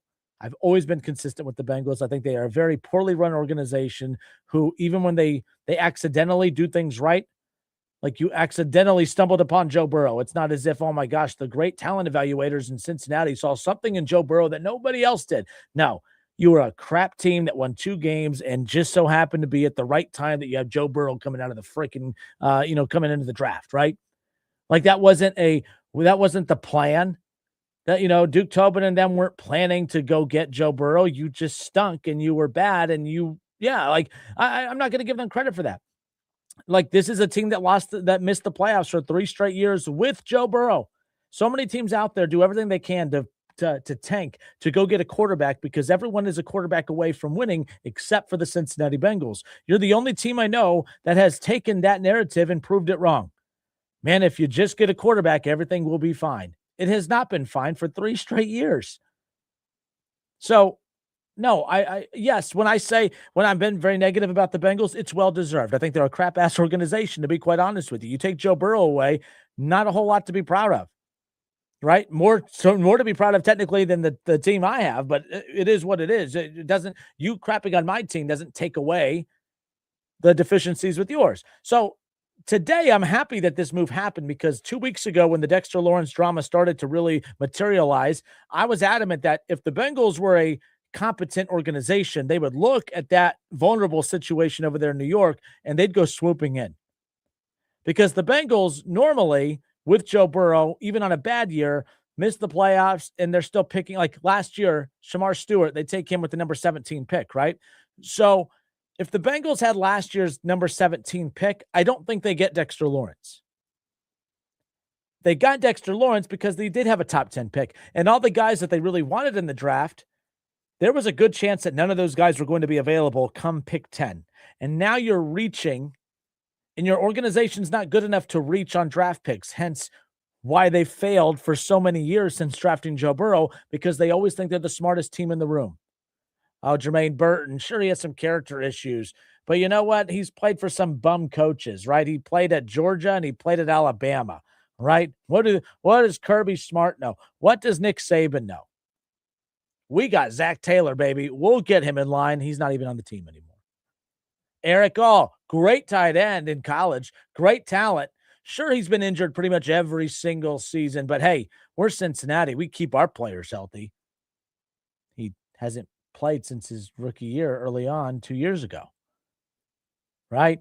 Like Shamar Stewart, sure. I mean, he looks like Myles Garrett, but he has the production of Justin Kinner. I mean, like, hey, we're the Bengals. We'll get that Myles Garrett production out of him. Nothing. I mean, this team continues to whiff on pick after pick after pick. So to me, you take that top 10 pick and you don't risk another whiff. You go get the for sure thing. And to me, Dexter Lawrence, there is not one single player in this draft that could have done more for them now and in the future than what you're going to get from, in my opinion, the best interior defensive lineman in the NFL and Dexter Lawrence. So kudos to Duke Tobin, Katie Blackburn, kudos to the Brown family, kudos to the Cincinnati Bengals, because I think that they absolutely dominated and won this move. Like I said earlier, Dexter Lawrence is the perfect explanation point to a great offseason already. And who knows, maybe now that there's not as much pressure, and by the way, they need to hit on some draft picks, don't get me wrong, but I do think this takes a lot of pressure off the front office for Cincinnati. They need to hit on at least 2 of these draft picks this weekend. But man, the pressure to hit on that first round pick. It didn't matter if you found a couple good starters later in the draft. If you whiffed on the first round pick, it almost sours anything else that happens after. Now, because that first round pick brought you an all-pro interior defensive lineman, arguably the best one in football. I'm not saying that you can, whiff on every pick after that, but I don't feel like there's as much pressure now on Cincinnati. I think that they're going to be more loose, more relaxed, and I think they're going to have a solid draft this coming up weekend. We'll see what happens nonetheless. Paul Blanton, he chimes in. He says, I agree, Justin, but I mean the same old Bengals in terms of finding ways to lose and not capitalize on what they need to do. Paul Blanton's response was to my comment from earlier. So Paul Blanton messaged in and said that he likes the move, but it's still the same old Bengals. They'll find a way to miss the playoffs and or lose key games. Paul's a huge Bengals fan. My only pushback to his take was, I get what he means by the same old Bengals, but the Bengals just pulled off a non-Bengals-like move. And the best way to prove that you're not the same old Bengals is to not operate like the same old Bengals. And I think the Bengals got everyone's attention as they're in a must-win, they're in a win-now window with Joe Burrow. For the first time, they made me feel like, oh, they're going all in. Because what I couldn't wrap my head around for years is, how do you have Joe Burrow, Jamar Chase, and T. Higgins? If those three can't get you to operate differently, there's not a single human ever that will ever make the Bengals operate differently. And the fact that they've wasted so many years is kind of a pain. But hey, they did an un-Bengals-like thing, and they did their thing. Steve Doty, what up, Steve? I hope you're well, sir. He says, Lawrence will alone increase our defensive end production, allow pressure with just the front. We won't have to use linebackers to get that, freeing them up to fill gaps. Defensive backs won't have to have blanket coverage for as long. This was an excellent move, and he gives a big hooday. Yeah, I like I said, sometimes we just look at the position of which they acquired, of what that means for that position. I think it frees up so many other key pieces of this. And what I love about it is, remember what I said last week? I said, hey, I kind of like the addition of Brian Cook, but if you don't have a pass rush, I really don't care who your safety is, because if no one's getting to the quarterback and the quarterback has all day, you're going to pick apart the Bengals defense, no matter how good the secondary is, if you have no pass rush. Now you have a pass rush, a complementary pass rush. You have a very solid pass rush. And you added Brian Cook. We need to see progression from guys in their secondary. They need to see some guys take major steps forward. What does DJ Turner look like this upcoming season, right? Like that's going to, Jordan Battles there, Dax Hill, from the safeties to the cornerbacks, it doesn't matter. That's going to be key. And then you look at the linebacker situation, whether it's Demetrius Knight, whether it's Barrett Carter, I think that's going to help the progression of that position. The Bengals are just so bad at every position that it really didn't allow any of these individuals to develop, because it's kind of hard to develop in a scheme game. Like football it's all about the scheme. You can't take one elite player, put it on a bad defense, and that be a difference maker. I mean, you had the sack leader in Trey Hendrickson, and they were still one of the worst pass rushers. How do you have the sack leader on your roster and you're still viewed as the worst pass rush team in football? I mean, that doesn't make any sense. That's how bad that team was. This team, I mean, my goodness. You would think that I'm a big Houday fan at this point. I mean, it's so frustrating, but nonetheless. All right. I'm Justin Kinner. It's the Justin Kinner Show, 1410 ESPN Radio, 937-518-1410. So that's kind of where we're at. The Bengals make a big splash move ahead of the draft on Thursday night, our first round on Thursday night, but a big weekend for Cincinnati. That move re-energized the fan base, no doubt. What up, Brian? Brian Hetzel says, finally, the Bengals made an all-in move. I agree. What's the last all-in move the Bengals made? And to be fair, I guess if I comb through this real quick, I thought the last, as far as going out and adding a player, the last big move that the Bengals made, and again, I don't count re-signing player. I mean, you should. The league incentivizes. The league has built, the league is built on being in position to retain your players, right? Like, so I have no issue with what Cincinnati has done. I don't count giving Joe Burrow an extension as an all-in move. You better give Joe Burrow an extension. Why wouldn't you? Jamar Chase, everyone's like, oh, they don't get credit for that. Well, no, you were always going to pay Jamar Chase. Well, do they get credit for T. Higgins? No, I think T. Higgins was a bad move. And I still think, by the way, what I think is going to happen, I think that the Bengals are going to be a playoff team. I think that they're going to come up short in the playoffs. And I think that they're going to be looking around saying, how do we get better? And I think this is my hot take as we sit here on 420. Maybe I'm high. Okay. Maybe I had a gummy before hitting the airwaves. Maybe I've been taking a few hits between, during the commercial breaks. Who knows? You never know. But my hot take, this is T. Higgins' last season in Cincinnati. This is T. Higgins' last season in Cincinnati. And it's not going to be from a lack of production on his part. It's not even going to be, I'm not even predicting an injury from him. He's going to be very solid like he always has been and like he always will be. But I think that the Bengals have made enough moves now to put them into that Super Bowl window, of contention. They're going to fall a little short, and they're going to look around and say, how do we get better? Well, we've locked a lot of money into a lot of these big contracts, and we don't really trust our draft evaluation process, but we'll never come out and admit it. The best way to do it is to free up even more money. And I think that's where T. Higgins comes into play. Because I think what the Bengals are going to learn is I think that T. Higgins extending him was a result of, well, man, we are so bad defensively that we need to lean even more into the offense. That gives us our best chance. I think they're going to realize how comfortable they are with the defense and how they're very close. So they can make additional moves. This defense is now going to be good enough to where they're like, okay, we don't have to lean into the pass game as much. We don't have to lean into the explosive plays as much. We can now become a balanced offense. We can maybe lean into the run game a little more. We don't have to try and go for the home run ball every time. And I think that by leaning into the defense more and trusting them more, I think that's actually going to force the offense to not be as aggressive, as silly as that sounds. I think that this is going to allow the Bengals to slow down. And I think they're going to realize T. Higgins is actually the key to us going to that next level. I think this is the last year of T. Higgins, in my opinion. I really do. I think that the Bengals have freaked out. When they paid Joe and Jamar and T, they freaked out. Oh, we don't have more money for anybody else. Well, then they get this deal done. Now I think they're going to be really freaked out. And I think that for them to calm down, they're going to have to move on from one of those contracts. The only contract that makes sense to move on from is T. Higgins, in my opinion. But that's a conversation for a year from now, but that's where I kind of see this trending. I think Cincinnati's legit. I think that they're the favorites in the AFC North. The only team that brings back their head coach. That could be good or bad. I think it's a good thing. I'm more of a Zach Taylor guy than most.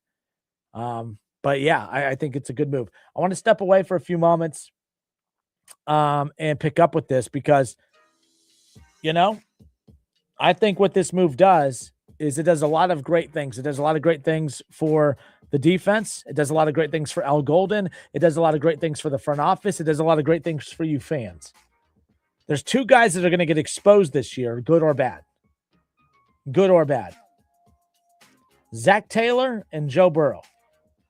Those two are going to get exposed this year no matter what happens. And that sounds like I'm being negative. I'm not. These two are about to be exposed this coming up year. And we'll discuss more when we come back. It's the Justin Kinner Show, 1410 ESPN Radio, 4:30 here in the Miami Valley. We'll be right back.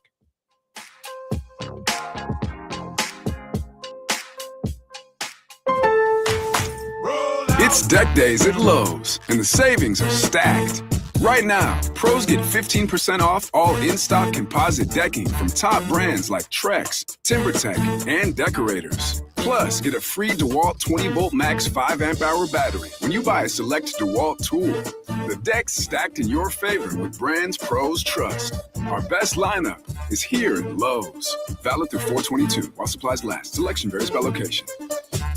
If you or anyone you care about is facing a family legal matter, call Cordell and Cordell today at 1-855-GET-LEGAL or visit CordellCordell.com to schedule your consultation. There's a lot on the line in divorce. This is Joe Cordell of Cordell & Cordell, the largest family law firm in the country, with over 35 years of helping clients navigate divorce. But being big doesn't mean less personal or less local. Our attorneys live and work in your community, and as neighbors, they understand the challenges your families face. Divorce touches all areas of your life, your home, savings, retirement, and of course, kids. So when you find yourself facing divorce, you need a partner you can count on. Visit CordellCordell.com to schedule your consultation. If you or anyone you care about is facing divorce, contact Cordell and Cordell today. With over 100,000 clients served, we understand the challenges you're facing on a personal level. Call Cordell and Cordell today at 1-855-GET-LEGAL. That's 1-855-GET-LEGAL. 2689 Commons, Dayton.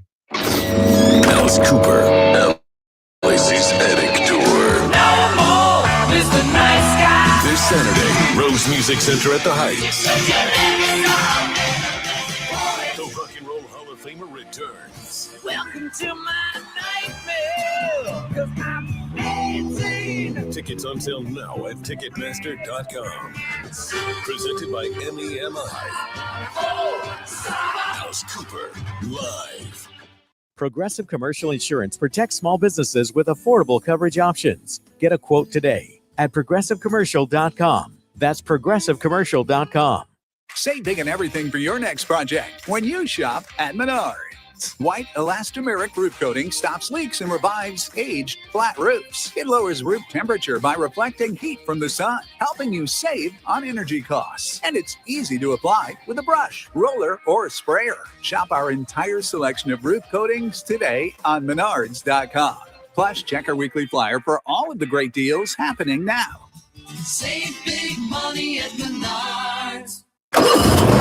Is your old mower more of a lawn ornament than a lawn machine? Stop fighting the equipment and start enjoying the weekend. Get to East Lawn and Garden Center in Urbana, where they've got the heavy hitters ready to do the work for you, like the precision of steel, handheld power, the innovative strength of Cub Cadet, or the game-changing speed of an Alto Zero Turn. Bring in your old equipment today, and they'll give you top dollar for your trade-in. Get the best brands and the best trade-in value in town at East Lawn and Garden Center in Urbana, where the pros go to grow. Are you interested in learning more about the world of digital marketing? Are you looking to grow your business online, but don't know where to start? Join Conrex Digital on Tuesday, April 21st at 9 a.m. for a free quick 30-minute Digital and Donuts. To learn more about the digital world, the Conrex Digital experts will share tips, tricks, and tactics. So don't miss it. Digital and Donuts is Tuesday, April 21st at 9 a.m. at the Beaver Creek Chamber of Commerce, 3210 Beaverview Lane in Beaver Creek. It's free. Swing by Frickers this week and treat yourself to one of our unbeatable lunch combos. Choose from your favorites, like the Big Frickin' BLT, cheeseburger, frickin' chicken wrap, and more. Each with a side and drink for just $10.99. Plus, use the Frickers app and score double points on lunch for a limited time. Monday through Friday, 11 a.m. to 2 p.m. Whether you dine in or grab it to go, lunch just got a whole lot tastier and more rewarding. At your home for fun, food, sports, and spirits, Frickers. Hi, I'm Shannon Crabtree from Mike Foley's Montgomery County Clerk of Court's office. Do you need something notarized? We've got you covered. Our Montgomery County Clerk of Court's office offers an online notary service that's secure, fast, and free. This service does require a camera. Next time you need a notary, go to courthouse2u.com and click on notary. It's another convenient service of your Clerk of Courts, Mike Foley, and his national award-winning Courthouse to You programming. Look, I love the Reds as much as you do. But why does this team's batting average look like the 1990s gas prices? If you don't remember, they were low. Now, back to the Justin Kinner Show, right here on ESPN Dayton, 1410 Wing AM. All right, everybody, we are back, 4:35 here in the Miami Valley. We got Reds baseball coming up later on tonight. That's right, your first place, Cincinnati Reds. Look to keep the momentum going. They will be on the road once again. They're at Tampa as they get a series underway with them. It'll be Reds and Rays tonight, 6:40 the first pitch, 6:10 pregame coverage will begin. And we get to see Rhett Lauder on the mound. Not a whole lot changed. I mean, like the Reds bats came alive a little bit over the weekend. I did see this. Like I forgot who posted it. Excuse me. And again, it's a nine-man lineup. I get that. But the Reds' middle of the order is like top 7 in every major statistical category out there, which means all the Reds' offensive numbers are specifically coming from the middle 3, coming from obviously Elly De La Cruz, okay, coming from Sal Stewart and Eugenio Suarez. Those are the only guys that are actually producing for this Reds team. The fact that you get to throw 9 guys out there, you get to put the bat in 9 guys' hands. And you get to go out there and compete for 162 games. And yes, I get it that the Reds right now are 22 games into the season, but 22 games into the season with the worst offense in baseball, somehow, some way, they're 14-8. And they're first in their division. Now, I will say this, that a lot of people are saying, well, the division is not that great. I get it. I think the NL Central is, don't confuse super competitive with super great. But every team in the NL Central is at least 3 or more games above 500. There's not a slouch in this division. But I also don't think that there's a powerhouse in this division. Now, we're 22 games in. There's only 4 teams in baseball that have a better record than the Cincinnati Reds. In fact, if you put the Reds in any division in the American League, the Reds not only are sitting in first place in their division, the Reds are sitting in first place in every division in the American League right now. The Yankees are 13-9, sitting atop the East. All right, the Guardians are 13-10, sitting atop the Central, and the Rangers are 11-11, sitting atop the West. The Reds at 14-8 would be second in the NL East behind the Braves, who are 15-7, and they would be, second in the West behind the Dodgers at 15-6. So I get it. The only information I have is what has been provided to us through 22 games. And 22 games in, the Reds are amongst the best in baseball. They're also amongst the worst in baseball with that lineup. We'll see what they end up doing coming up here later on tonight to keep that momentum going. But yeah, the Reds, good for them. The Reds have found a way. They're finding ways to win. This is that Terry Francona effect. I really do think it's a Terry Francona thing. It's a pitching thing. They have dominant pitching, but I really do think, like, Francona, there's a reason. Like, guys, this guy wins no matter where he goes. Last year was a bad year for the Reds, and they found a way to make the playoffs. This year, there's bad things about this team, but he knows how to tap in to rosters. He knows how to tap into winning. And I think that, I don't know how much longer the Reds are going to have Francona. I am concerned about next year with the lockout looming, and I do think that baseball, I think as you get closer, you're going to hear more and more people talk about the fact that there may not be a season next year. I'm a big Francona guy. The Reds are very fortunate to have him as a manager, and I just think this team's finding a way. Like we say all the time, that how do you judge? What kind of losses do you put on managers? What kind of losses do you put on coaches in all sports, right?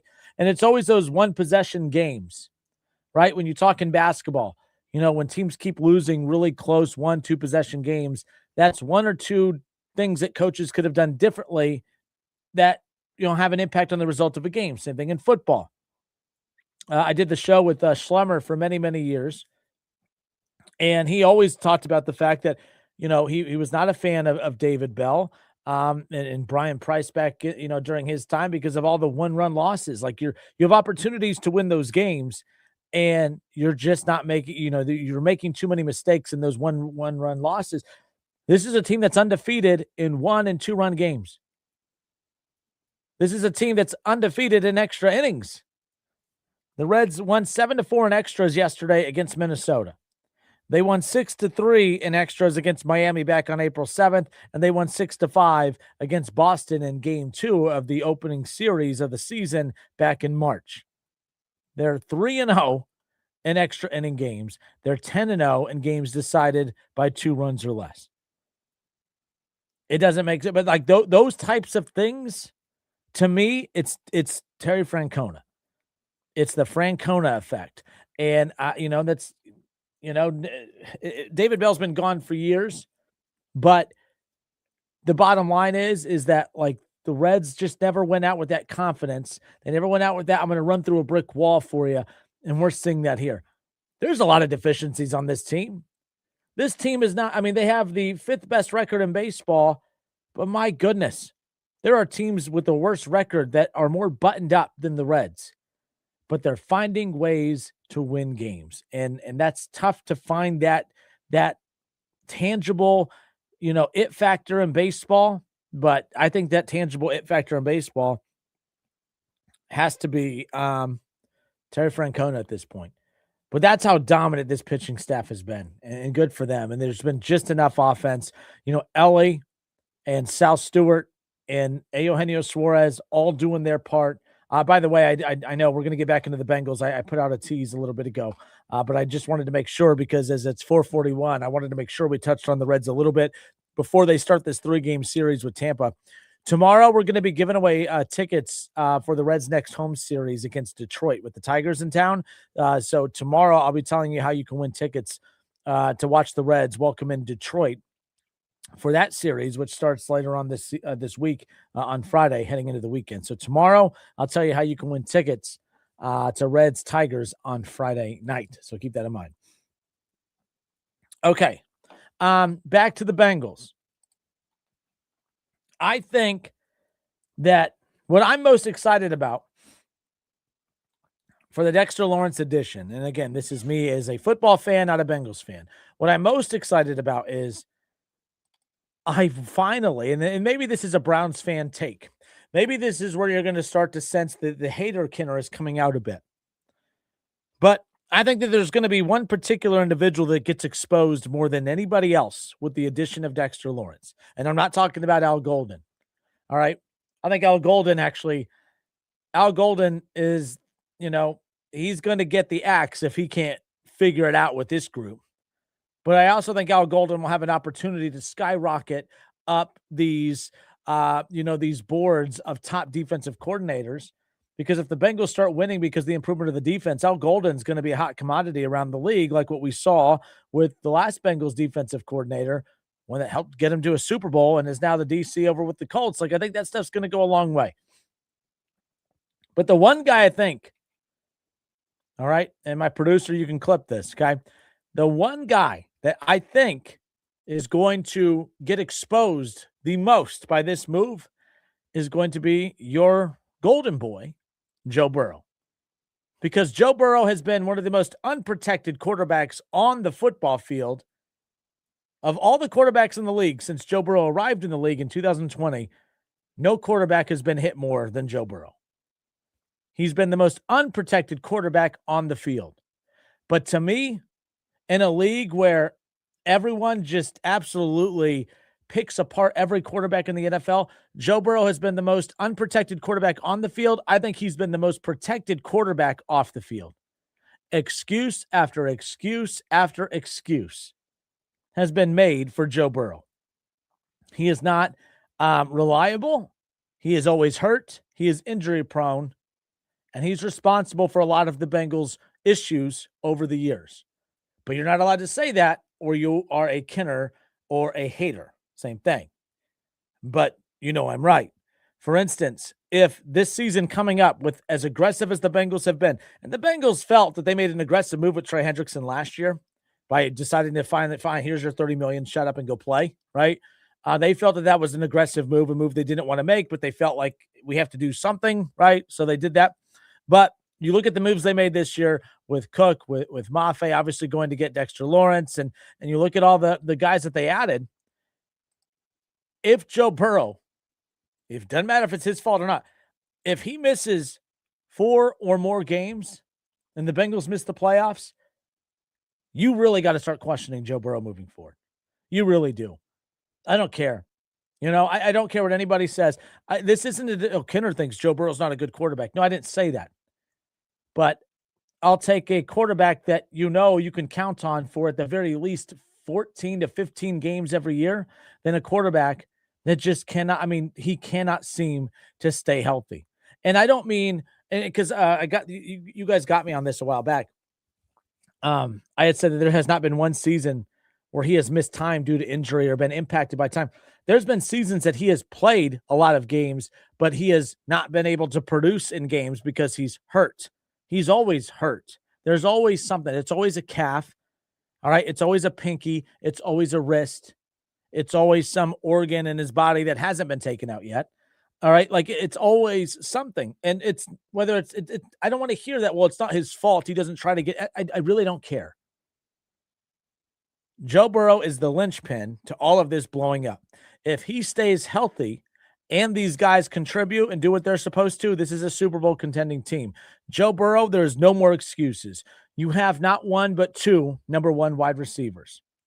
All right. The Bengals did everything in their power to bring back that offensive line. Not a great offensive line, but there's a lot of veterans on there. Orlando Brown Jr., they got Risner, a fan favorite. They got him to come back again. Like, they took care of everything. That is a stable offensive line up front. And you have that. You have Chase Brown, right? You have T. Higgins, Jamar Chase. You have 2 number 1 wide receivers. You're getting Eric All back. You got, Gesicki last year. They've given you everything you have asked for. You threw your temper tantrum last year, talked about how you're not having fun anymore, and you almost cried. It was real sad. You did all that. You got the attention you wanted. All right. And the next thing you know, the Bengals panic.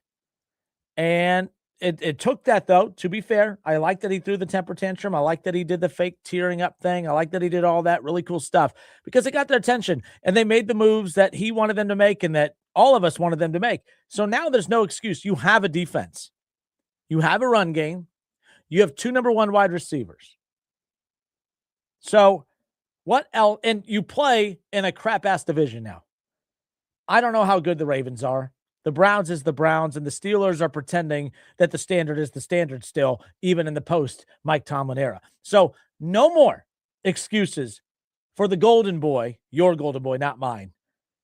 From a talent perspective, I don't think Joe Burrow is overrated at all. But from a quarterback perspective, I think he's very overrated. I've never seen a quarterback get more praise for doing nothing. He was the quarterback of a team that went to a Super Bowl in year 2. But imagine Patrick Mahomes missing the playoffs for 3 straight years. It wouldn't happen. Imagine Lamar Jackson missing the playoffs for 3 straight years. It wouldn't happen. Imagine Josh Allen, who not only does he not miss playoffs, he doesn't miss games. Imagine Josh Allen missing the playoffs for 3 straight years. It can't be an excuse every year. It can't be every year. So Joe Burrow will get exposed this year. Because if he can't go and win it all, because that's all you guys have been telling me and everyone, he doesn't need an elite defense. He just needs an average defense, and they're out there competing for Super Bowls. You guys tried doing this thing 2 years ago with the historically bad defense that, the Chiefs are, that they're losing on purpose so that they don't have to face the Bengals in the first round of the playoffs. Yeah, Patrick Mahomes was afraid of facing the worst defense in the NFL. You guys are so high and mighty on Joe Burrow. You guys think that he is just the ultimate, and maybe he is. But how about you make the playoffs for the first time in almost a half decade? How about you do that? Joe Burrow, if you miss the playoffs or you get bounced in the early rounds or you can't win this division or you can't stay healthy again, I think y'all need to have a come to Jesus moment and really talk about who are you with Joe Burrow? You're a team that has a lot of hopes, but hopes doesn't win anything. Availability does. All right. Going out there and physically going out to win games does. There you go. So Damon Hahn, what up, Damon? Damon says, Justin, what would you consider being exposed? I think that Joe Burrow is going to be exposed because now he has no more excuses. In the past, Joe Burrow could be as great as he wanted to be, but then when he fell short in games, like when he lost the game against the Chiefs 2 years ago in the beginning of the season, when he threw multiple interceptions. All right, when he lost the game to the Chargers a few years ago, when he threw late interceptions in that game, and everyone wanted to blame the defense and blame the officials. And I said, no.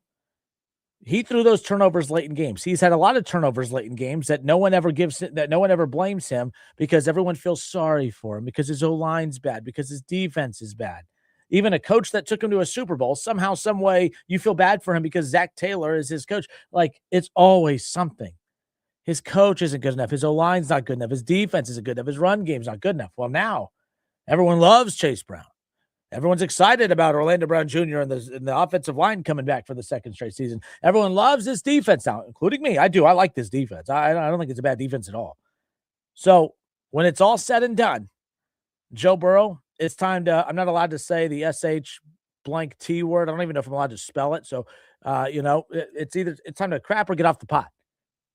You're either you're either an elite level Super Bowl championship type quarterback or you're not. But enough is enough because I don't know what more does this guy need. He needs 2 number 1 wide receivers. He needs a defense. He has a defense. He has 2 number 1 wide receivers, and he has a coach who draws up every play imaginable for Joe Burrow to be Joe Burrow. I've said it before. I'm not as anti-Zach Taylor as a lot of you, but Joe Burrow comes out and is in support of Zach Taylor every year. Why would that be? Because Joe Burrow knows if any other head coach comes in, they will probably force him to hand that ball off more. They will force him to run a balanced offense more. Instead, he likes Zach Taylor because he could push him around and bully him a bit and bully him into letting him throw 40 to 50 times a game. That's why he supports Zach Taylor. So you want to throw the ball as much as you do. You want to run around and scramble in meaningless flag football games as much as you do. You want to have 2 number 1 wide receivers. You want all that. That's fine. Super Bowls, better playoffs, AFC championships. You need to get back to doing what you were doing in the first 3 years you were in the league. Because my goodness, I don't get how Joe Burrow has been out of the playoffs for 3 straight years. Now he has everything he needs. No more excuses. That's all you guys have done for him for years is excuse after excuse after excuse. I love what the Bengals did getting Dexter Lawrence. I think that was a hell of a move. I love that move. And I'm not even a Bengals fan, but that was a Super Bowl quality move. I like Mafe. I like Cook. I like the additions, Jonathan Allen, everything they did. I thought was a hell of an offseason. They still have the draft to go. But no more excuses for Joe Burrow. Go win football games. And even if your numbers aren't as great and your team's winning, that's all that matters because that's all people care about is winning. Patrick Mahomes has not been a sexy quarterback for years. Everyone, he obviously this past year was the worst year he's had with the Chiefs. Before that, he was in 3 straight Super Bowls. Every year, his numbers diminishing more and more and more, but the defense was going up, up, up, and he's a legend in the game. And Joe Burrow is one of the biggest what-ifs in the history of the NFL. So, nonetheless. Damon Hahn says, I think you were correct earlier when you made the point that the Bengals can now slow down and not rely on the home run play. So if they end up throwing all game and they don't do well, it will expose Zach Taylor being weak as a leader. And that was the other guy I talked about too. I defend Zach Taylor more than not. But Zach Taylor has decided that with the worst defense in the NFL, people criticize his play calling. I don't think Zach Taylor calls the plays he does if he has a complimentary defense that he trusts. But I think he knew we can't be conservative offensively and then punt it on 4th down because we're just going to give up points, and we can't leave opportunities on the field. We got to be aggressive. We're built to be aggressive. A lot of you don't like it. I get it. But I do believe Zach Taylor at times has said, and I remember with the Reds 2 years ago, remember when the Reds were they were the league leader in stolen bases, and they were also one of the league leaders in throwouts. And I go, well, that's David Bell's way of saying, hey, we can't score runs. So when we do get on base, we're going to run. And we're going to look like the most active team on the base pads in baseball. And we're going to get people's attention that way. And people did, but they also we were questioning the third base coach, questioning David Bell, they had to be aggressive because advancing runners, risking getting thrown out and risking, putting an end to a run was the risk they were willing to take because they didn't have confidence that they were going to advance runners. So I didn't mind David Bell and those runners being as aggressive as they were on base because they had no confidence that they were going to be able to advance runners. So I get it. And that's kind of how I look at the football team as well, because I'm like, hey, they have to be home run hitters. They have to go for the long ball. They have to go for the home run play with Jamar Chase because they have to let Joe B be Joe B because it's the only chance that they have of going to win a football game. Now that's not the case. Now they have more than one way to win a football game. And I think that Joe Burrow and Zach Taylor could be exposed this upcoming season, no doubt. Let's go to Shaw. It's been a while. Shaw, you're on live. Close this out. How you doing, bud? Good. Another day in paradise. Happy Monday. Happy Monday, bud. I think we're going to finally come to get the answer to yours and mine long debate of who's at fault for this offense and who's at fault for this team. Is it Joe Burrow or is it Zach Taylor? I agree with you on this. They're both. One of them's going to get exposed. I don't know if both of them will, but one of them's definitely going to.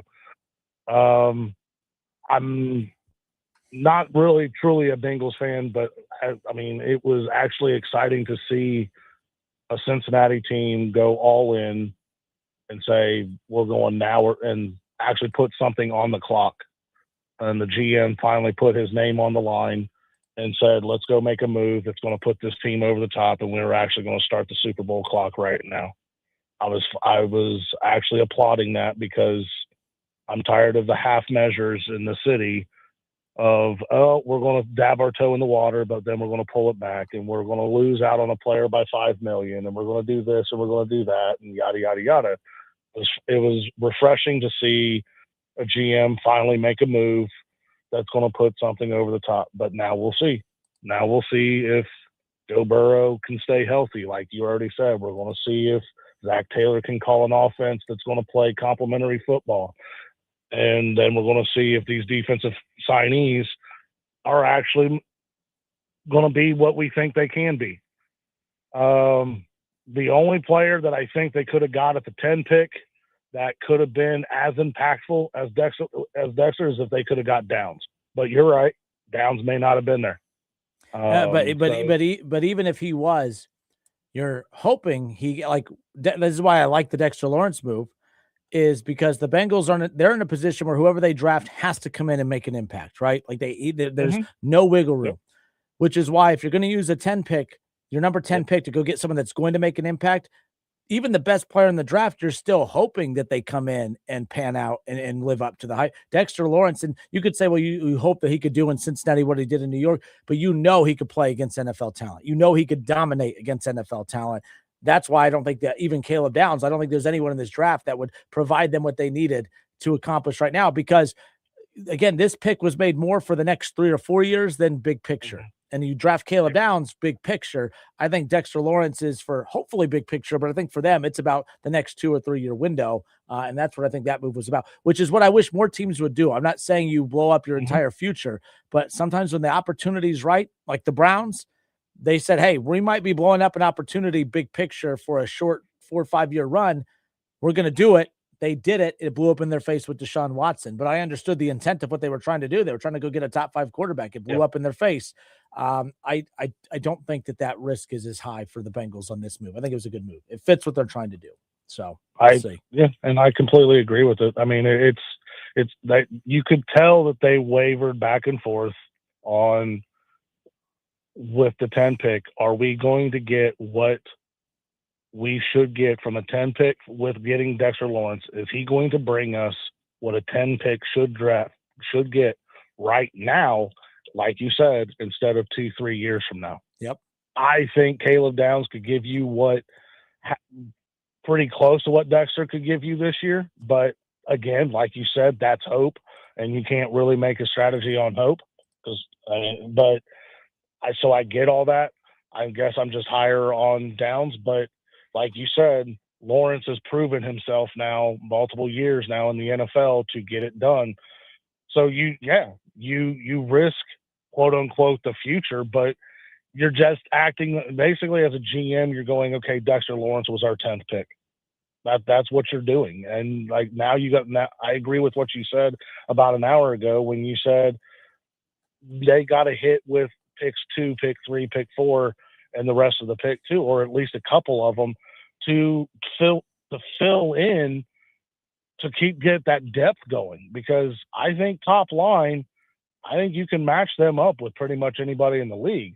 It's going to be depth wise. Let a couple injuries roll through here, and then now you're going to start getting sketchy things. And going back to the Burrow part of it, let some offensive linemen get hurt. We're right back to square one on that whole conversation. Before I get off here, I did want to bring up that I kind of texted you this last night, and I'm not joking. I'm saying it in hushed monotones and quotations. And you know me, you and I were arguing about the Suarez and everything else before the season started. So you know this is probably a little difficult for me to say, but quietly I am starting to believe. Because if they're doing what they're doing right now, and I have to believe 1, 2, 3 of these guys are going to turn it around and they're actually going to start getting hot, and you let this team start getting hot offensively come May, June, and July, they're winning now, like you said, because the pitching, and you were 100% correct, the pitching and the bullpen. And I guess I probably should have believed more in what you were saying, because I always have heard pitching wins in baseball, and it always has been, always will be. But I'm starting to believe. So I don't know what that means moving forward. I don't know if I just put the hex on the Reds. I don't know if I just jinxed the Reds. I don't know what it means. No, I know what it means. They're going to get swept by the Rays now. Thanks a lot. Well, let me say, I sure hope not. But I just like what they're doing.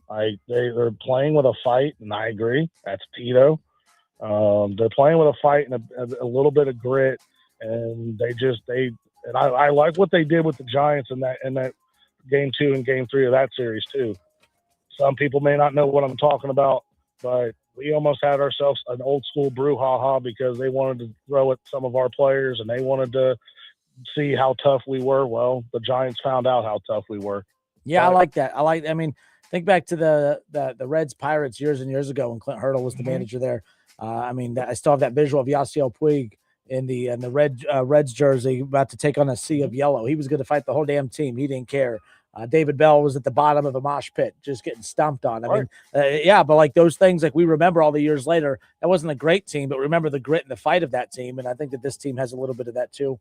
We'll see. But Shaw, I'm going to hang up because I don't want you to get the patented little Michigan send off that you always try to throw in towards the end. Good hearing from you. Hope you're doing well. Thank you everybody for tuning in. That does wrap it up for us. We do have Reds baseball coming up later on tonight. Rhett Lauder going to take the mound for your first place Reds. Only 4 teams in baseball have a better record than Cincinnati. As I stated earlier, if you take the Reds at 14-8 and put them in any division in the American League right now, not only are they in first place in the NL Central, because I've heard people say, well, the Central sucks. That's why they're in first place there. If you put them in any division in the American League, they're in first place over the American League. They're in first place in the NL Central. They would be a game behind first over in the East. All right. They'd be a game behind in the West. And they're in first place in the Central. Like, it's the early stages of the season. Everyone's still trying to feel everybody out. But we've all been Reds fans long enough to know that usually by this point, we kind of know. We know that the team's bad. We don't know right now. This team's actually pretty good. And for so long, watching a team that finds ways to lose, it's refreshing to watch a team with deficiencies that just finds ways to win. Because when some of those deficiencies get addressed and they start to fix some of those and more guys start to hit more consistently, when that production comes with what they're getting from their pitching staff, now we can have a real discussion of, this team's not just a wild card team that's going to flirt with the final playoff spot. This is a division leading team that we could, don't want to get too far ahead of ourselves, but maybe talk about a team hosting a playoff game at Great American Ballpark, because that's really that's what I want to see. I want to see a game in Cincy in October, as far as that goes. That wraps it up for us. Thank you, everybody. Have a great rest of your Monday evening. We'll do it again tomorrow. We're a couple days away from the draft, and getting more excited about that each and every day. But the Bengals made a splash move. Dexter Lawrence, big-time difference-making move right there for Cincinnati. No doubt about it. All right, everybody, have a great rest of your night. Until tomorrow, it's the Justin Kinner Show, Dayton's ESPN Radio, 1410 Wing AM.